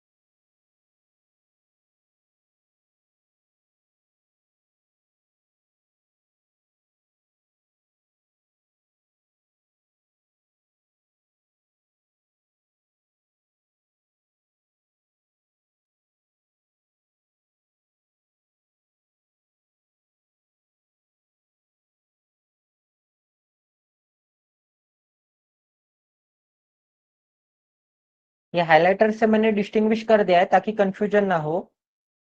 जितना भी पार्ट येलो कलर में है, कंपाउंड इंटरेस्ट लग रहा है। यू प्रिंसिपल है तो 1.5 यू प्लस एस अमाउंट है। 3t माइनस 10% का रेट ऑफ इंटरेस्ट है। ग्रीन कलर में जो दिख रहा है वहां पर मैंने 5v इन्वेस्टमेंट किया है। T plus 10% rate of interest के साथ 2 सालों के लिए। एंड जो भी पर्पल कलर में पार्ट दिख रहा है हाईलाइट किया हुआ, वो सिंपल इंटरेस्ट है। 3v पैसा लगाया है t% का, रेट ऑफ इंटरेस्ट है 4 सालों के लिए लगाया गया है। एंड बी मुझे मिल रहा है वहां से। आ रहा है क्या किसी का आंसर?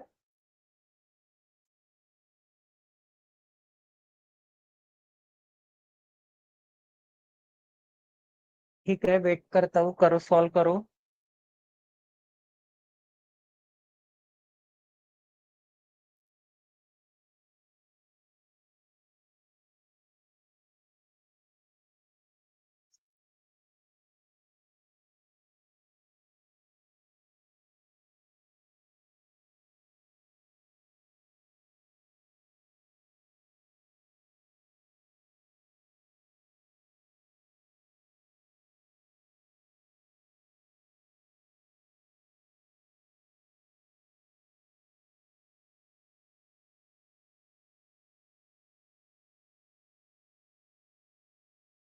जो भी लोग वेरिएबल लेकर सॉल्व कर रहे हैं ना, काफी कॉम्प्लिकेटेड कर रहे हैं क्वेश्चंस को।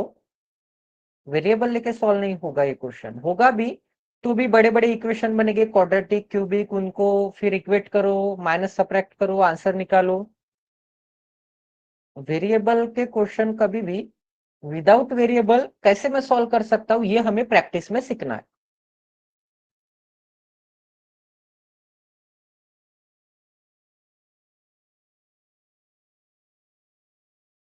अगर हो जाए तो बता देना चैट बॉक्स में, स्टार्ट कर दो, मैं स्टार्ट कर दूंगा। ठीक है,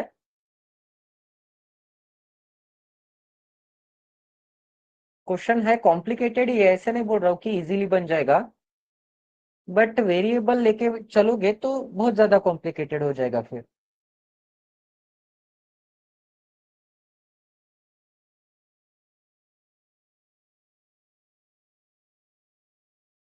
शिवानी, तुम ऑप्शन के मदद से तो नहीं कर रहे हो ना? How much percent A is more than B? तो उल्टा उल्टा तो नहीं जा रही हूँ ना क्वेश्चन में? ऑप्शन के मदद से तो नहीं पता। ऑप्शन के मदद से कैलकुलेशंस करने पड़ेंगे, 3-4 बार चेक करना पड़ेगा।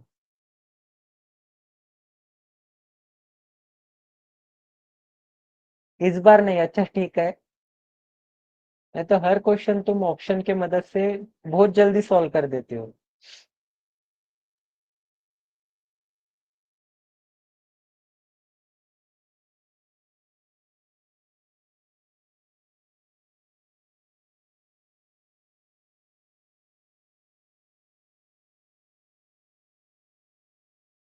आ रहा है क्या आंसर? तुहिन, महेश, लक्ष्मी, शिवानी, विपुल। बन रहा है क्या? किसी का आंसर आ रहा है? कुछ इक्वेशन वगैरह सॉल्व हो रहा है कि फंस गए?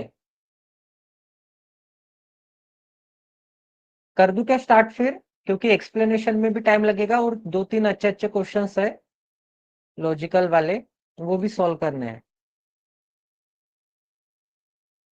ठीक है, स्टार्ट कर देते हैं। देखो गाइस, एक चीज आपको यहाँ पर मेंशन की है सबसे एंड में, कि जो एस होगा वो 75% ऑफ यू होगा। एंड जो भी ट्रैप होता है, सॉरी, जो भी चीजें पकड़ने वाली क्लू वाली चीजें होती है वो सबसे एंड में गिवन होती है। तो ये जो चीज है इसका यूज होगा ही होगा। तो एच जो है 75% ऑफ यू है, तो एस एंड यू के बीच में क्या मैं रेशियो नहीं निकाल सकता? 75% की फ्रैक्शन क्या आती है? 3/4। तो यू अगर 4 होगा तो एस क्या आ जाएगा? 3 आ जाएगा। तो यू अगर 4 यूनिट होगा तो ये जो यस है, यस आ जाएगा 3 यूनिट। इतना क्लियर है?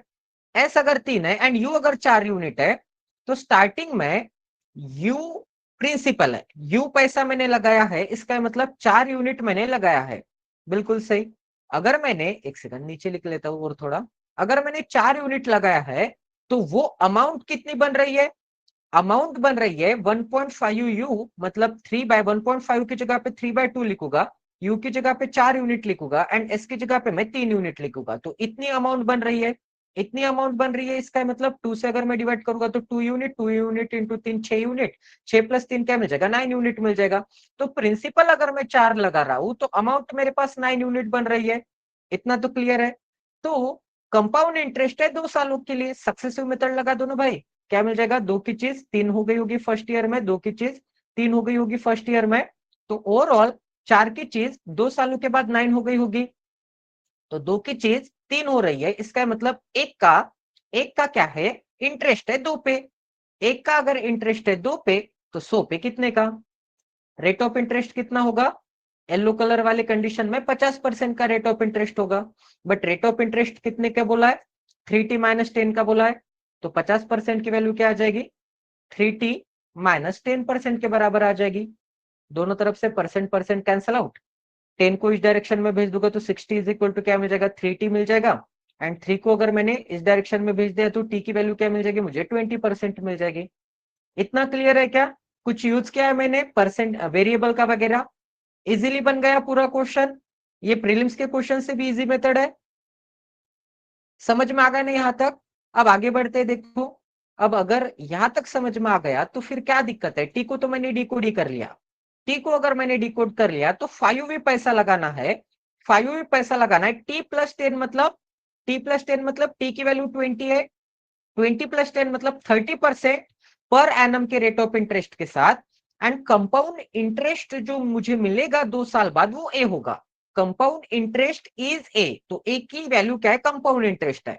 ए की वैल्यू अगर कंपाउंड इंटरेस्ट है, मुझे रेट ऑफ इंटरेस्ट बोला है, t + 10 मतलब 30% की वैल्यू क्या आती है? 30% की वैल्यू आती है 3/10।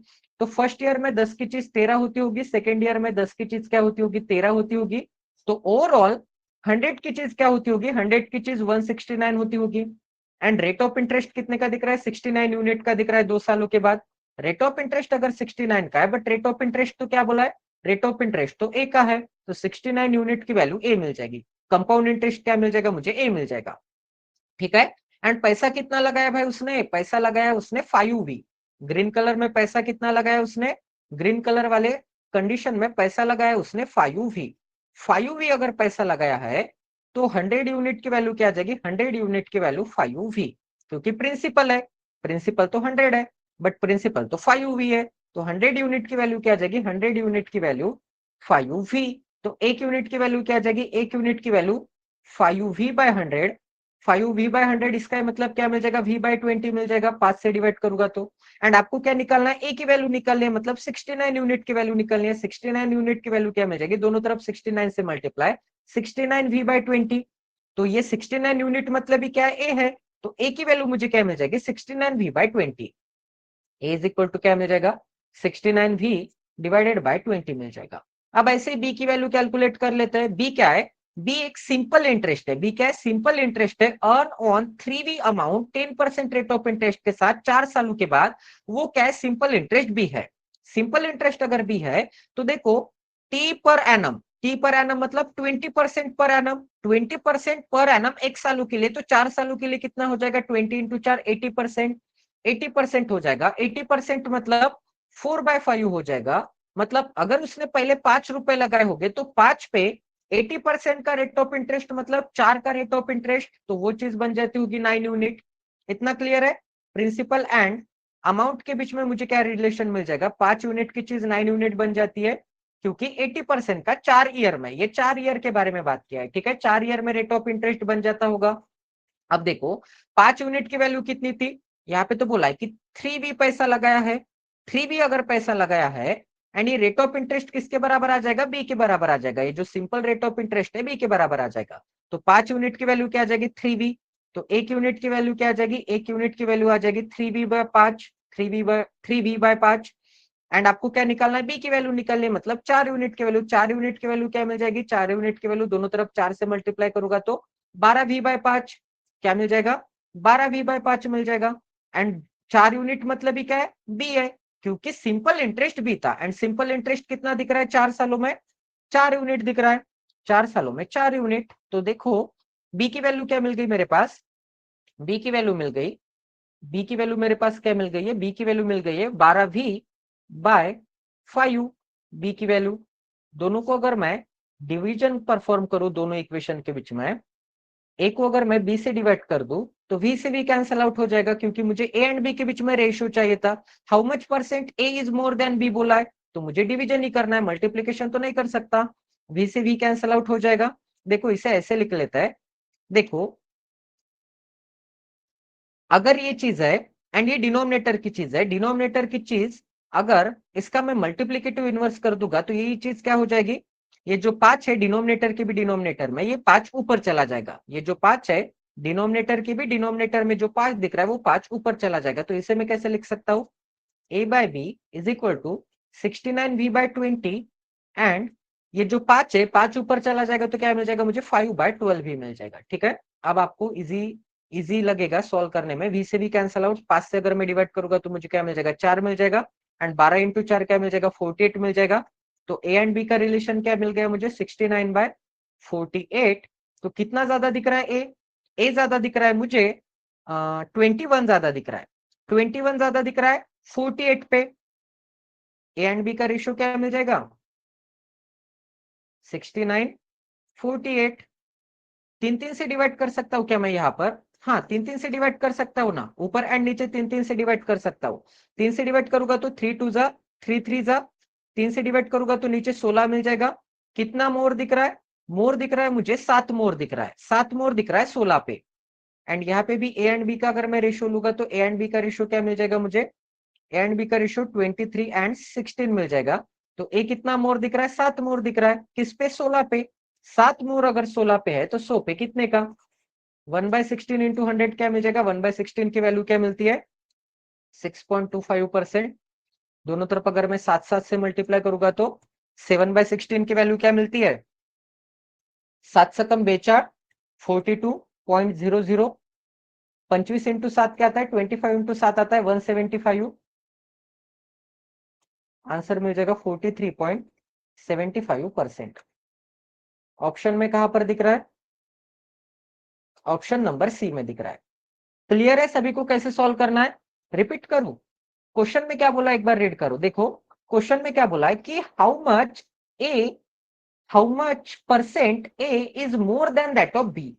ए बी से कितना मोर है, ए बी से कितना मोर होगा, कितना मोर दिख रहा है, ए बी से 7 मोर दिख रहा है। 7 मोर दिख रहा है 16 पे, 7 मोर दिख रहा है, बेस वैल्यू 16 कंसिडर करना पड़ेगा ना, क्योंकि मुझे ए कितने परसेंट से मोर बोला है। तो मैं ऐसे तो नहीं बोल सकता कि 7 मोर है 23 पे, बी का तो यहां पर जिक्र ही नहीं है। तो 7 मोर है 16 पे, 7 मोर है 16 पे, तो 100 पे कितने का? 1/16 की वैल्यू पता होगी ना सभी को। 1/16 की value 6.25%, percentage to fraction conversion में पढ़ा था। दोनों तरफ अगर मैं 7 से मल्टीप्लाई करूंगा तो 7/16 की वैल्यू क्या मिलती है मुझे? 43.75 मिलती है। कहां से रिपीट करूं विपुल? पूरा क्वेश्चन रिपीट करना है कि कहां से रिपीट करना है? एक बार कंफर्म कर दो, ए की वैल्यू निकालने में रिपीट करना है कि बी की वैल्यू निकालने में रिपीट करना है? पूरा। हे भगवान, पूरा क्वेश्चन अगर रिपीट करना है तो ठीक है, रिपीट कर देते, कोई दिक्कत नहीं है। एक सेकंड, ये हॉचपॉच मिटा देता हूँ सबसे पहले तो। ठीक है, तो देखो, यू पैसा लगाया है, यू पैसा इतना पैसा बन जाता होगा। कंपाउंड इंटरेस्ट में 2 सालों के बाद यू एंड एस के बीच में रिलेशन गिवन है कि एच जो होगा वो 75% ऑफ यू होगा। एच जो होगा वो क्या होगा? 75% ऑफ क्या होगा? एक सेकंड, एक सेकंड, एक सेकंड, ऊपर लिख लेते हैं। एच जो होगा वो क्या होगा? 75% ऑफ यू होगा। 75% की वैल्यू क्या आती है? 3/4 ऑफ यू आ जाएगा, मतलब 3u/4 आ जाएगा। यू को इस डायरेक्शन में भेज दूंगा तो क्या मिल जाएगा? s/u is equal to 3/4। S and u का मुझे रिलेशन मिल गया, एस एंड यू का रिलेशन मिल गया 3/4। तो पहले क्या बोला था? पहले बोला था कि यू पैसा लगाया जाता है। यू अगर पैसा लगाया जाता है, इसका मतलब 4 यूनिट पैसा लगाया जाता होगा। बिल्कुल सही। एंड आगे क्या बोला है? 1.5 you plus S, 1.5 you plus S की वैल्यू क्या मिल जाएगी मुझे? 9 यूनिट मिल जाएगी, क्योंकि यू की जगह पे मैंने 4 यूनिट रख दिया, 1.5 की जगह पे 3/2 रख दिया, एंड एस की जगह पे मैंने 3 यूनिट रख दिया। इसे सॉल्व करूंगा तो अमाउंट कितनी बनती है? 9 यूनिट बनती है। तो प्रिंसिपल अगर 4 लगाता है तो अमाउंट 9 यूनिट बनती है। एंड कंपाउंड इंटरेस्ट में क्या होता है? पैसा सक्सेसिव मेथड से लगता है। एंड ये 4 एंड 9 क्या दिख रहे हैं मुझे? ऑलवेज ये अगर 2 सालों के लिए पैसा लगाया गया होगा तो ये ऑलवेज परफेक्ट स्क्वायर नंबर आएगी। मतलब 2 × 2 करूंगा तो मुझे 4 मिलने ही वाला है, 3 × 3 करूंगा तो मुझे 9 मिलने ही वाला है। ठीक है, ऐसे नहीं होगा कि ये परफेक्ट स्क्वायर नंबर नहीं आएंगे। अगर 3 सालों के लिए पैसा लगाया होता तो ये परफेक्ट क्यूब नंबर आते। मतलब 4 का क्यूब अगर 64 मान के चलते एंड 3 का क्यूब अगर 27 मान के चलते, तो इनका रेशो मेरे पास, इनका रेशो सॉरी 9 का क्यूब अगर मैं, या फिर 2 एंड अगर 3 है, 2 एंड 3 है तो 8 मिलता मुझे नीचे, एंड 3 का क्यूब क्या मिलता? 27 मिलता। ठीक है, मतलब 3 सालों के लिए 2 की चीज 3 हो रही है, 2 की चीज 3 हो रही है, 2 की चीज 3 हो रही है, तो मुझे प्रिंसिपल एंड ये जो अमाउंट है इसका रेशो मुझे 8:27 मिलता, मतलब इनिशियल एंड फाइनल वैल्यू का मुझे रेशो मिलता है। ठीक है, तो 101% यहाँ पर 4 एंड 9 मिला है, मतलब परफेक्ट स्क्वायर नंबर मिला है। तो 2 सालों के लिए कंपाउंड इंटरेस्ट लगा होगा, एंड आपको गिवन ही है 2 सालों के लिए लगा है। तो 2 की चीज 3 हो रही है, इसका मतलब एक का मेरे पास क्या लग रहा है? एक का मेरे पास इंटरेस्ट लग रहा है 2 पे। एक का अगर 2 पे इंटरेस्ट लग रहा है, इसका मतलब मेरे पास 50% का रेट ऑफ इंटरेस्ट लग रहा है। बट यहाँ पे तो बोला है कि 3t - 10% का रेट ऑफ इंटरेस्ट है 1 सालों के लिए। तो 3t - 10% इज इक्वल टू क्या मिल जाएगा? इज इक्वल टू, मैंने प्रूव किया है कि 50% है। दोनों तरफ से percent sign cancel out, 3t - 10 is equal to क्या मिल जाएगा? 50। तो 3t इज इक्वल टू क्या मिल जाएगा? 60। तो टी की वैल्यू क्या मिल जाएगी? 20। टी की वैल्यू अगर 20 है तो यहाँ से मैंने टी की वैल्यू निकाली। अब ग्रीन कलर वाला हाईलाइट क्या हुआ पार्ट देखो। ग्रीन कलर में क्या बोला है देखो गाइस, ग्रीन कलर में ये चीज बोली है कि ये जो 5v पैसा है वो t+10, मतलब टी की वैल्यू 20 निकालिए तो 20+10 क्या मिलता है मेरे पास? 20+10 30% के रेट ऑफ इंटरेस्ट से लगाया जाता होगा। 30% का रेट ऑफ इंटरेस्ट है, 30% का अगर रेट ऑफ इंटरेस्ट है, बट ये कंपाउंड इंटरेस्ट है। कंपाउंड इंटरेस्ट मतलब 30% की वैल्यू क्या आती है? 3/10। 3/10 मतलब 10 पे 30% का रेट ऑफ इंटरेस्ट, मतलब 10 की चीज 13 हो जाती होगी, क्योंकि 10 का 30% क्या आता है? 3 आता है। तो 10 का अगर 30% 3 यूनिट आता है तो 30% का रेट ऑफ इंटरेस्ट मतलब 3 यूनिट का रेट ऑफ इंटरेस्ट। तो 10 की चीज 13 होती होगी, ये 1 साल के लिए बोला है। तो सेकेंड ईयर में भी क्या होगा? 10 की चीज 13 हो जाती होगी। तो ओवरऑल मुझे क्या मिल जाएगा? प्रिंसिपल अगर 100 होगा तो फाइनल अमाउंट मुझे क्या मिल जाएगी? 169 मिल जाएगी। तो प्रिंसिपल कितना था? कंपाउंड इंटरेस्ट में ग्रीन कलर वाले पार्ट में प्रिंसिपल तो 5V था, 5V अमाउंट इन्वेस्ट किए तो 100 यूनिट की वैल्यू 5V, 100 यूनिट की वैल्यू अगर 5V है, एक यूनिट की वैल्यू क्या मिल जाएगी, दोनों तरफ से अगर मैं 5 से डिवाइड करूंगा तो 20 को इस डायरेक्शन में भेज दूंगा तो एक यूनिट की वैल्यू V/20, एक यूनिट की वैल्यू V/20 है and rate of interest compound interest में कितना लग रहा है, 69 यूनिट लग रहा है। बट यहाँ पे आप रीड करोगे तो क्या बोला है, रीड करोगे तो आप बोला है कि 5V अमाउंट, ये जो 5V अमाउंट है T+10 ईयर के लिए अगर मैं कंपाउंड इंटरेस्ट में लगाता हूं 2 सालों के लिए, तो कंपाउंड इंटरेस्ट जो होगा, compound interest earned after 2 year is A, compound interest is a, compound interest is a.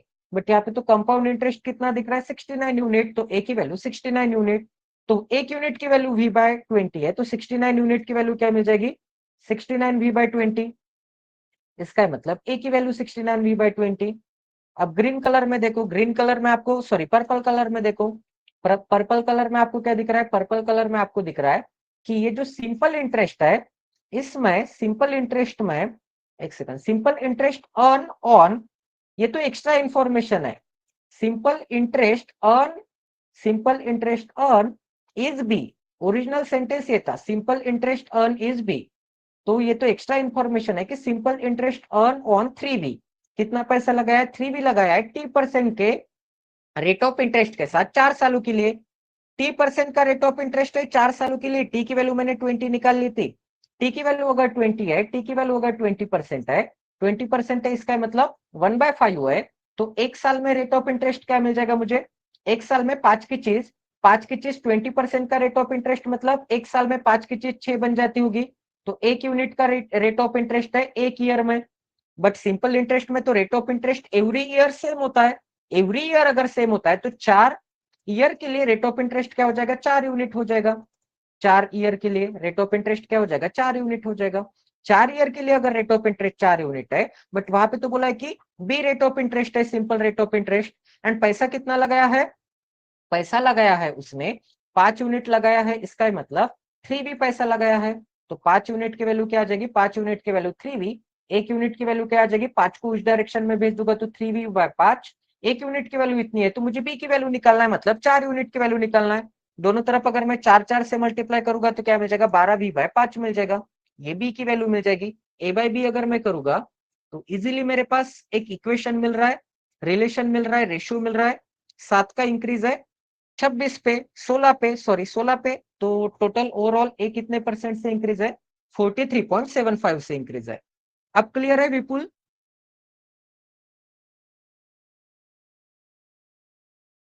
Clear है ना सभी चीजें अभी, ठीक है।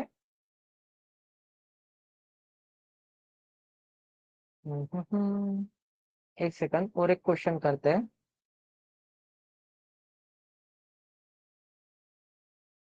ठीक है, ये क्वेश्चन करते हैं,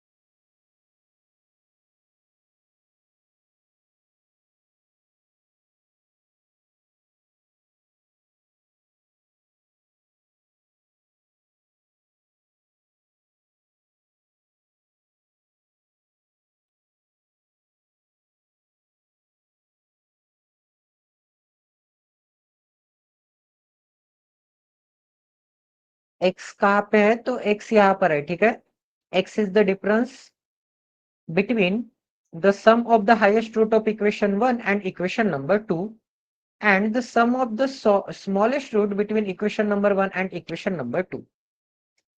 हाईएस्ट रूट का आपको क्या करना है, सम करना है, लोवेस्ट या फिर स्मॉलेस्ट रूट का आपको क्या करना है, सम करना है, हाईएस्ट रूट के सम में से लोवेस्ट रूट का अगर मैं सम सब्ट्रैक्ट करूंगा तो वो एक्स की वैल्यू है, ठीक है। तो यही बताना है कि x एंड ये जो x है, x का रिलेशन क्या है। x एक तो 1 से बड़ा होगा, 1 से छोटा होगा, या फिर 1 के बराबर होगा।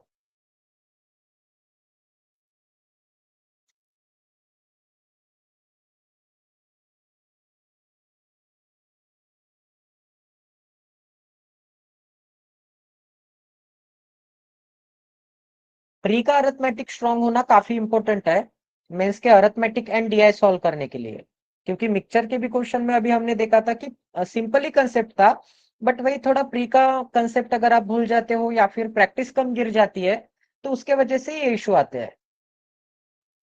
तो प्लीज गाइज प्री का अरिथमेटिक काफी स्ट्रॉन्ग करना है। एंड अगर आपको 69 भी नहीं 49 में ही मिल रहा है, क्योंकि जिसने भी मेंस बैच ज्वाइन किया उसको सिर्फ 49 रुपीज प्राइस है प्री के बैच की। एंड काफी अच्छे क्वालिटी के क्वेश्चंस है, सच में बोल रहा हूँ, ऐसे नहीं है कि बड़ाइया कर रहा हूँ। अभी तक हमारे 8 मॉड्यूल्स कंप्लीट हो गए।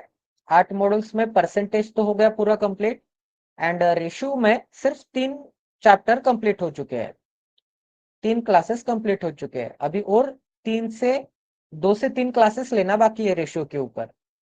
2 क्लासेस लेंगे या फिर 3 क्लासेस लेंगे, मतलब टोटल रेशियो के ऊपर 6-7 क्लासेस लेना ही है, क्योंकि रेशियो एंड परसेंटेज ये जो दो टॉपिक होते हैं यही पूरे अरिथमेटिक का बेस होता है। तो इसीलिए उसके ऊपर काफी मैंने सेशंस रखे हैं।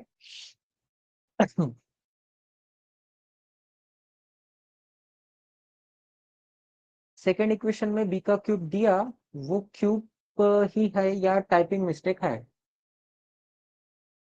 टाइपिंग मिस्टेक कैसे हो सकती है? नहीं नहीं, क्यूब ही है शिवानी, ये क्यूब ही है।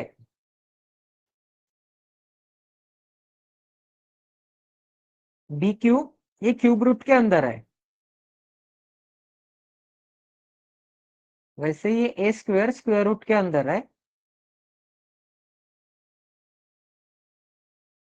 ये भी स्क्वायर रूट के अंदर है, ये भी स्क्वायर रूट के अंदर है।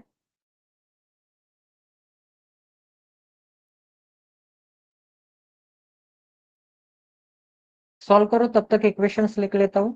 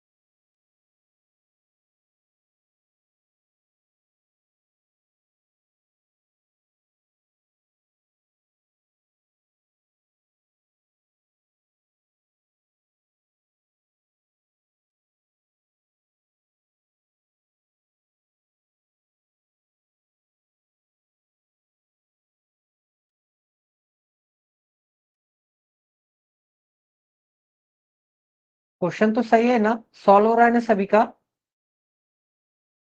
क्या आ गए रूट्स, क्या आ गए equation number 1 and equation number 2 के?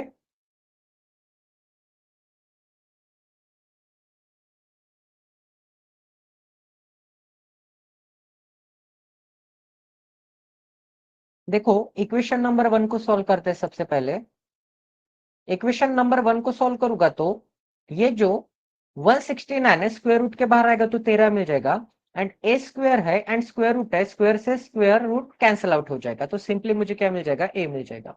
माइनस के सिंबल में 5a मिल जाएगा, प्लस के सिंबल में क्या है? 6a है, तो 6a, माइनस के सिंबल में 1 अपॉन, एक काम कर लेते हैं, अगर ये चीज ऐसे है A raise to the power minus N है, तो इंडेक्स अगर निगेटिव में है, इंडेक्स अगर निगेटिव में, तो इंडेक्स को अगर मुझे पॉजिटिव बनाना है तो इसी में ए raise to the power N लिख सकता हूँ, ए को मैं ऊपर भेज सकता हूँ। वैसे एक काम कर लेता है, 25 को, 25 के इंडेक्स में -1/2 है, तो -1/2 को +1/2 करने के लिए मैं क्या कर दूंगा, 25 को ऊपर भेज दूंगा।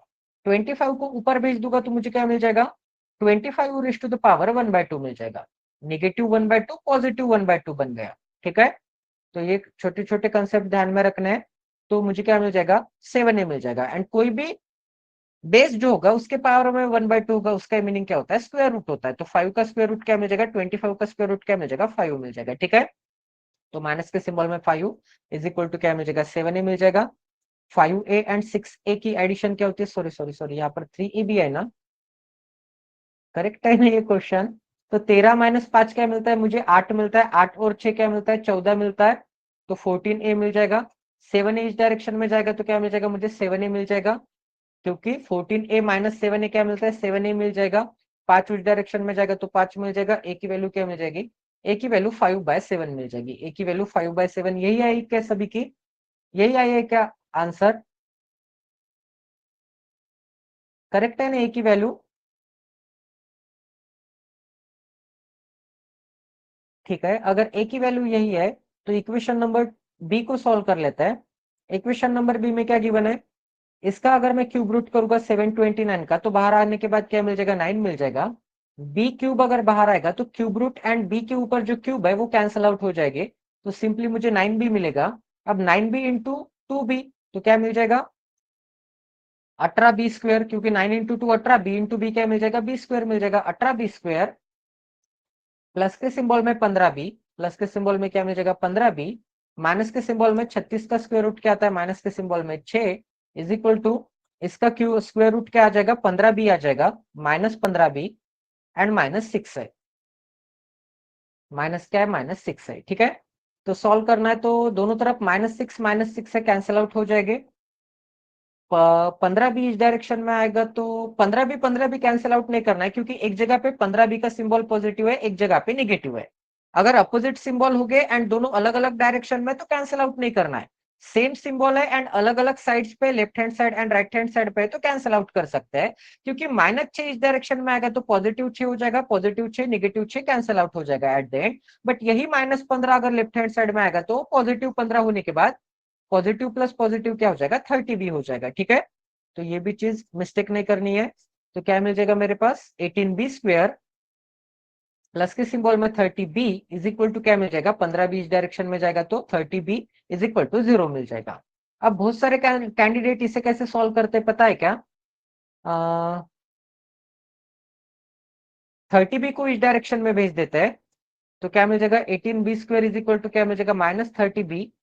तो दोनों तरफ से b से b कैंसिल आउट कर देते हैं तो एक ही बी रिमेनिंग बचेगा, तो बी इज इक्वल टू क्या मिल जाएगा, -30/18 इज इक्वल टू क्या मिल जाएगा, 6 से डिवाइड करूंगा तो -5/3। टोटली क्या है, टोटली गलत है, टोटली टोटली टोटली गलत है।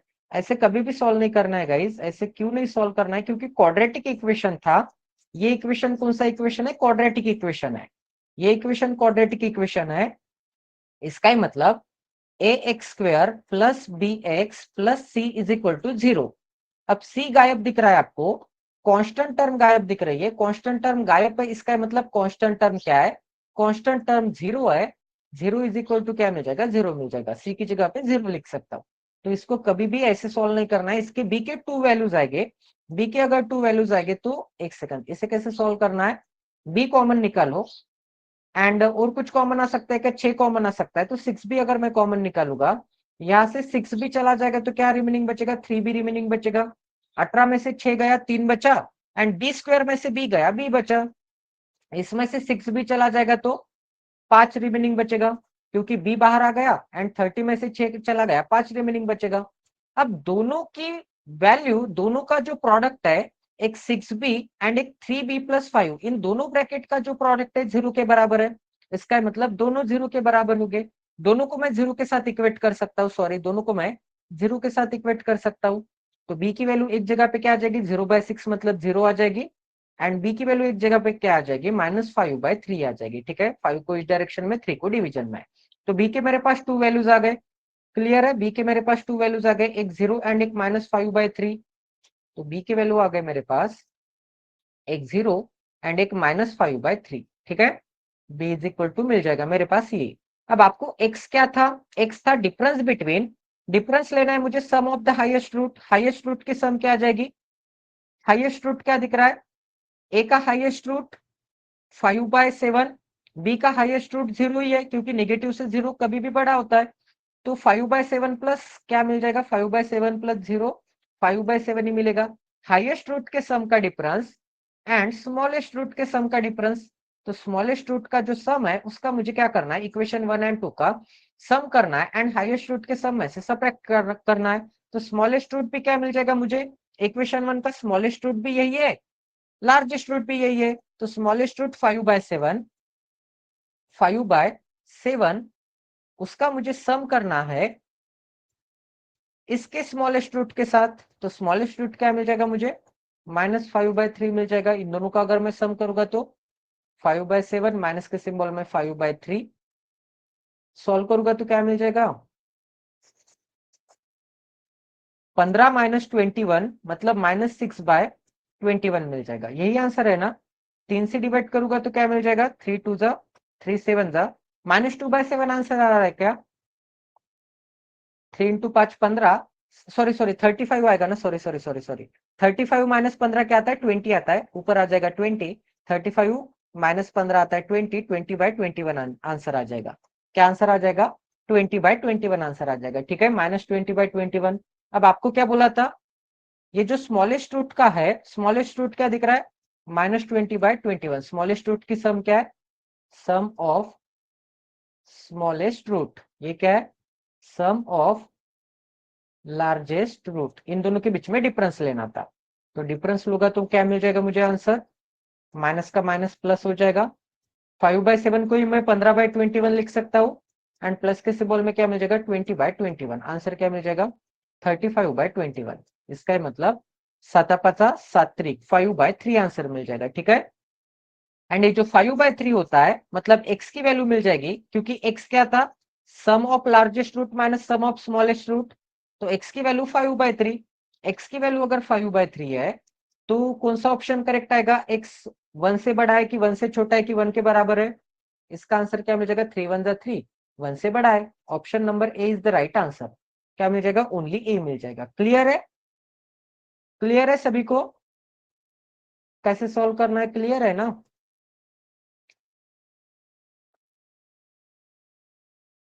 ठीक है, तो हाँ ये क्वेश्चन करते हैं।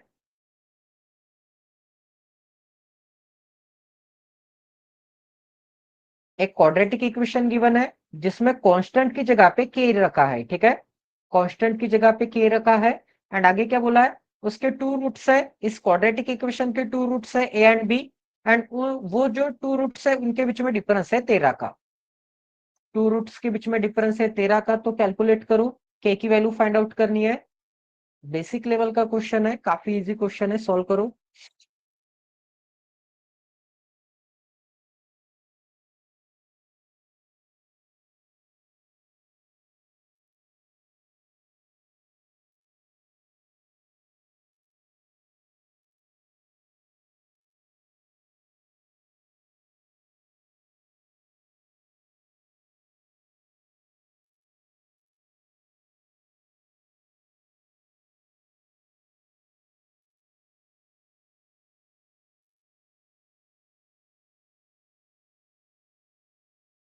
-114 आंसर आ रहा है विपुल का। करेक्ट आंसर है 114। के की वैल्यू 114 आ रही है। और किसी का आंसर आ रहा है 114।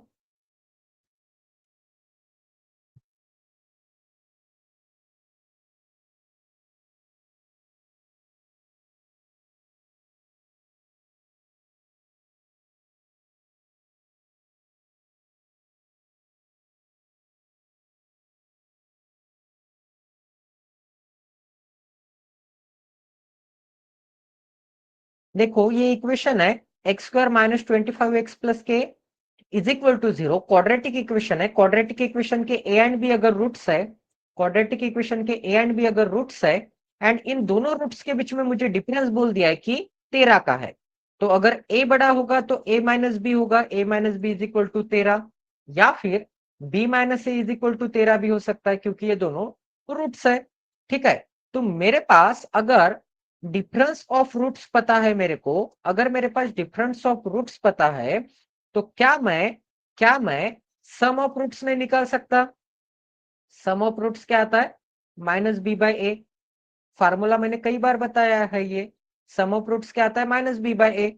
तो सम ऑफ रूट्स क्या मिल जाएगा? A plus B is equal to क्या मिल जाएगा? Minus B minus of minus 25। B की जगह पे क्या दिख रहा है? A X square plus B X plus C. ये आइडियल इक्वेशन है। तो बी की जगह पे आपको क्या दिख रहा है? ये जो बी है, बी की जगह पे -25 दिख रहा है। एंड ए की जगह पे क्या दिख रहा है? ए की जगह पे कुछ भी नहीं है, मतलब क्या है? ए की जगह पे 1 है। तो माइनस बी बाई ए का मीनिंग क्या होता है? Minus of minus b. B की जगह पे क्या है? -25 है, तो -25 बाय ए की जगह पे 1 है। तो आंसर क्या मिल जाएगा? ए प्लस बी का 25 मिल जाएगा। ए प्लस बी का आंसर क्या मिल जाएगा? ए प्लस बी का आंसर 25 मिल जाएगा। ए प्लस बी का अगर 25 आंसर है तो आपको के की वैल्यू निकालने के लिए बोला है, तो सबसे पहले ए एंड बी की तो वैल्यू निकाल लेते हैं। ए एंड बी की वैल्यू मुझे कैसे मिल जाएगी? ए एंड बी की वैल्यू मिल जाएगी, एडिशन कर दूंगा दोनों इक्वेशन को, तो 2a is equal to 38, a is equal to क्या मिल जाएगा? A is equal to 19। A की वैल्यू कोई भी एक इक्वेशन में पुटअप करो, बी की वैल्यू क्या मिल जाएगी? बी की वैल्यू 6 मिल जाएगी। ए की वैल्यू 19 है, बी की वैल्यू 6 है। ठीक है, इतना क्लियर है। एंड के क्या होता है? कांस्टेंट टर्म क्या होती है? के जो होता है वो प्रोडक्ट ऑफ रूट्स होता है। तो प्रोडक्ट ऑफ रूट्स मतलब ए इंटू बी, क्या मिल जाएगा मुझे? सी बाय ए। ए की जगह पे क्या दिख रहा है? ए की जगह पे 1 दिख रहा है, इसका मतलब ए की जगह पे 1, सी की जगह पे के। तो के बाय 1 मतलब के मिलता है product of root. Product of root अगर के है, प्रोडक्ट ऑफ रूट फार्मूला लिख ही देता हूं। प्रोडक्ट ऑफ रूट क्या मिल जाएगा मुझे? सी बाय ए मिल जाएगा। सी की जगह पे क्या दिख रहा है? के दिख रहा है, तो k by 1। And a and b क्या था? 19 एंड 6 था। ए एंड बी अगर 19 इंटू 6 है तो 19 7 14 10 है, 114। के की वैल्यू 114। अब आपको लग रहा होगा कि ए बड़ा है कि ए छोटा है? अरे ए बड़ा रहने दीजिए या फिर ए छोटा रहने दीजिए, उन दोनों का अगर मैं प्रोडक्ट करूंगा, उन दोनों का अगर मैं प्रोडक्ट करूंगा तो प्रोडक्ट तो 114 ही आएगा ना। अगर ए बड़ा होगा तो ए 19 होगा, अगर बी बड़ा होगा तो बी 19 होगा एंड ए 6 होगा। ए क्या होगा? ए 6 होगा। ठीक है, मतलब ए बड़ा होगा तो ए 19 बी 6, अगर बी बड़ा होगा तो b 19 and a 6। At the end मुझे ए एंड बी का प्रोडक्ट ही करना है, तो उन दोनों का प्रोडक्ट 114 ही आएगा ना। ठीक है, समझ में आ रहा है? तो ये भी अगर आप सॉल्व करोगे तो मुझे इक्वेशन क्या मिल जाएगा? B plus A. B plus A is equal to 25 मिल जाएगा। B plus A is equal to 25, A से A cancel out. 2b is equal to 38, B is equal to 19 and A is equal to क्या मिल जाएगा? 6 मिल जाएगा। इन दोनों की value, ए की वैल्यू एक तो 19 आएगी या फिर 6 आएगी, बी की वैल्यू एक तो 6 आएगी या फिर 19 आएगी। कुछ भी वैल्यू लो, दोनों का प्रोडक्ट करूंगा ए एंड बी का, तो मुझे 114 ही मिलने वाला है। तो इसीलिए मैं वैल्यू कैलकुलेट कर पा रहा हूं। ठीक है, अगर कोई अदर चीज आपको बोली होती कि के प्लस ए निकालो, के प्लस ए निकालो, तो क्या मैं निकाल सकता था? बिल्कुल नहीं निकाल सकता था, क्योंकि मुझे पता ही नहीं है कि कौन सा नंबर बड़ा है कौन सा नंबर छोटा है। के की तो वैल्यू मैं निकाल लूंगा, के की वैल्यू 114 निकालूंगा, बट ए की वैल्यू 19 है कि ए की वैल्यू 6 है, ये मुझे कंफर्म नहीं पता था। तो can not be determine answer आता। के प्लस 1 अगर रहता and can not be determine, K plus A अगर रहता and can not be determine अगर आंसर रहता, तो can not be determine answer रहता। एंड अगर यहाँ पर बोला होता कि A is greater than B, A is greater than B, तो मैं वैल्यू निकाल सकता था, ए की वैल्यू बड़ी आएगी बी से। ठीक है, समझ में आ रहा है क्वेश्चन को कैसे कैसे टैकल करना है? तो अभी सेशन को एंड कर देते हैं, आज काफी समय हो गया।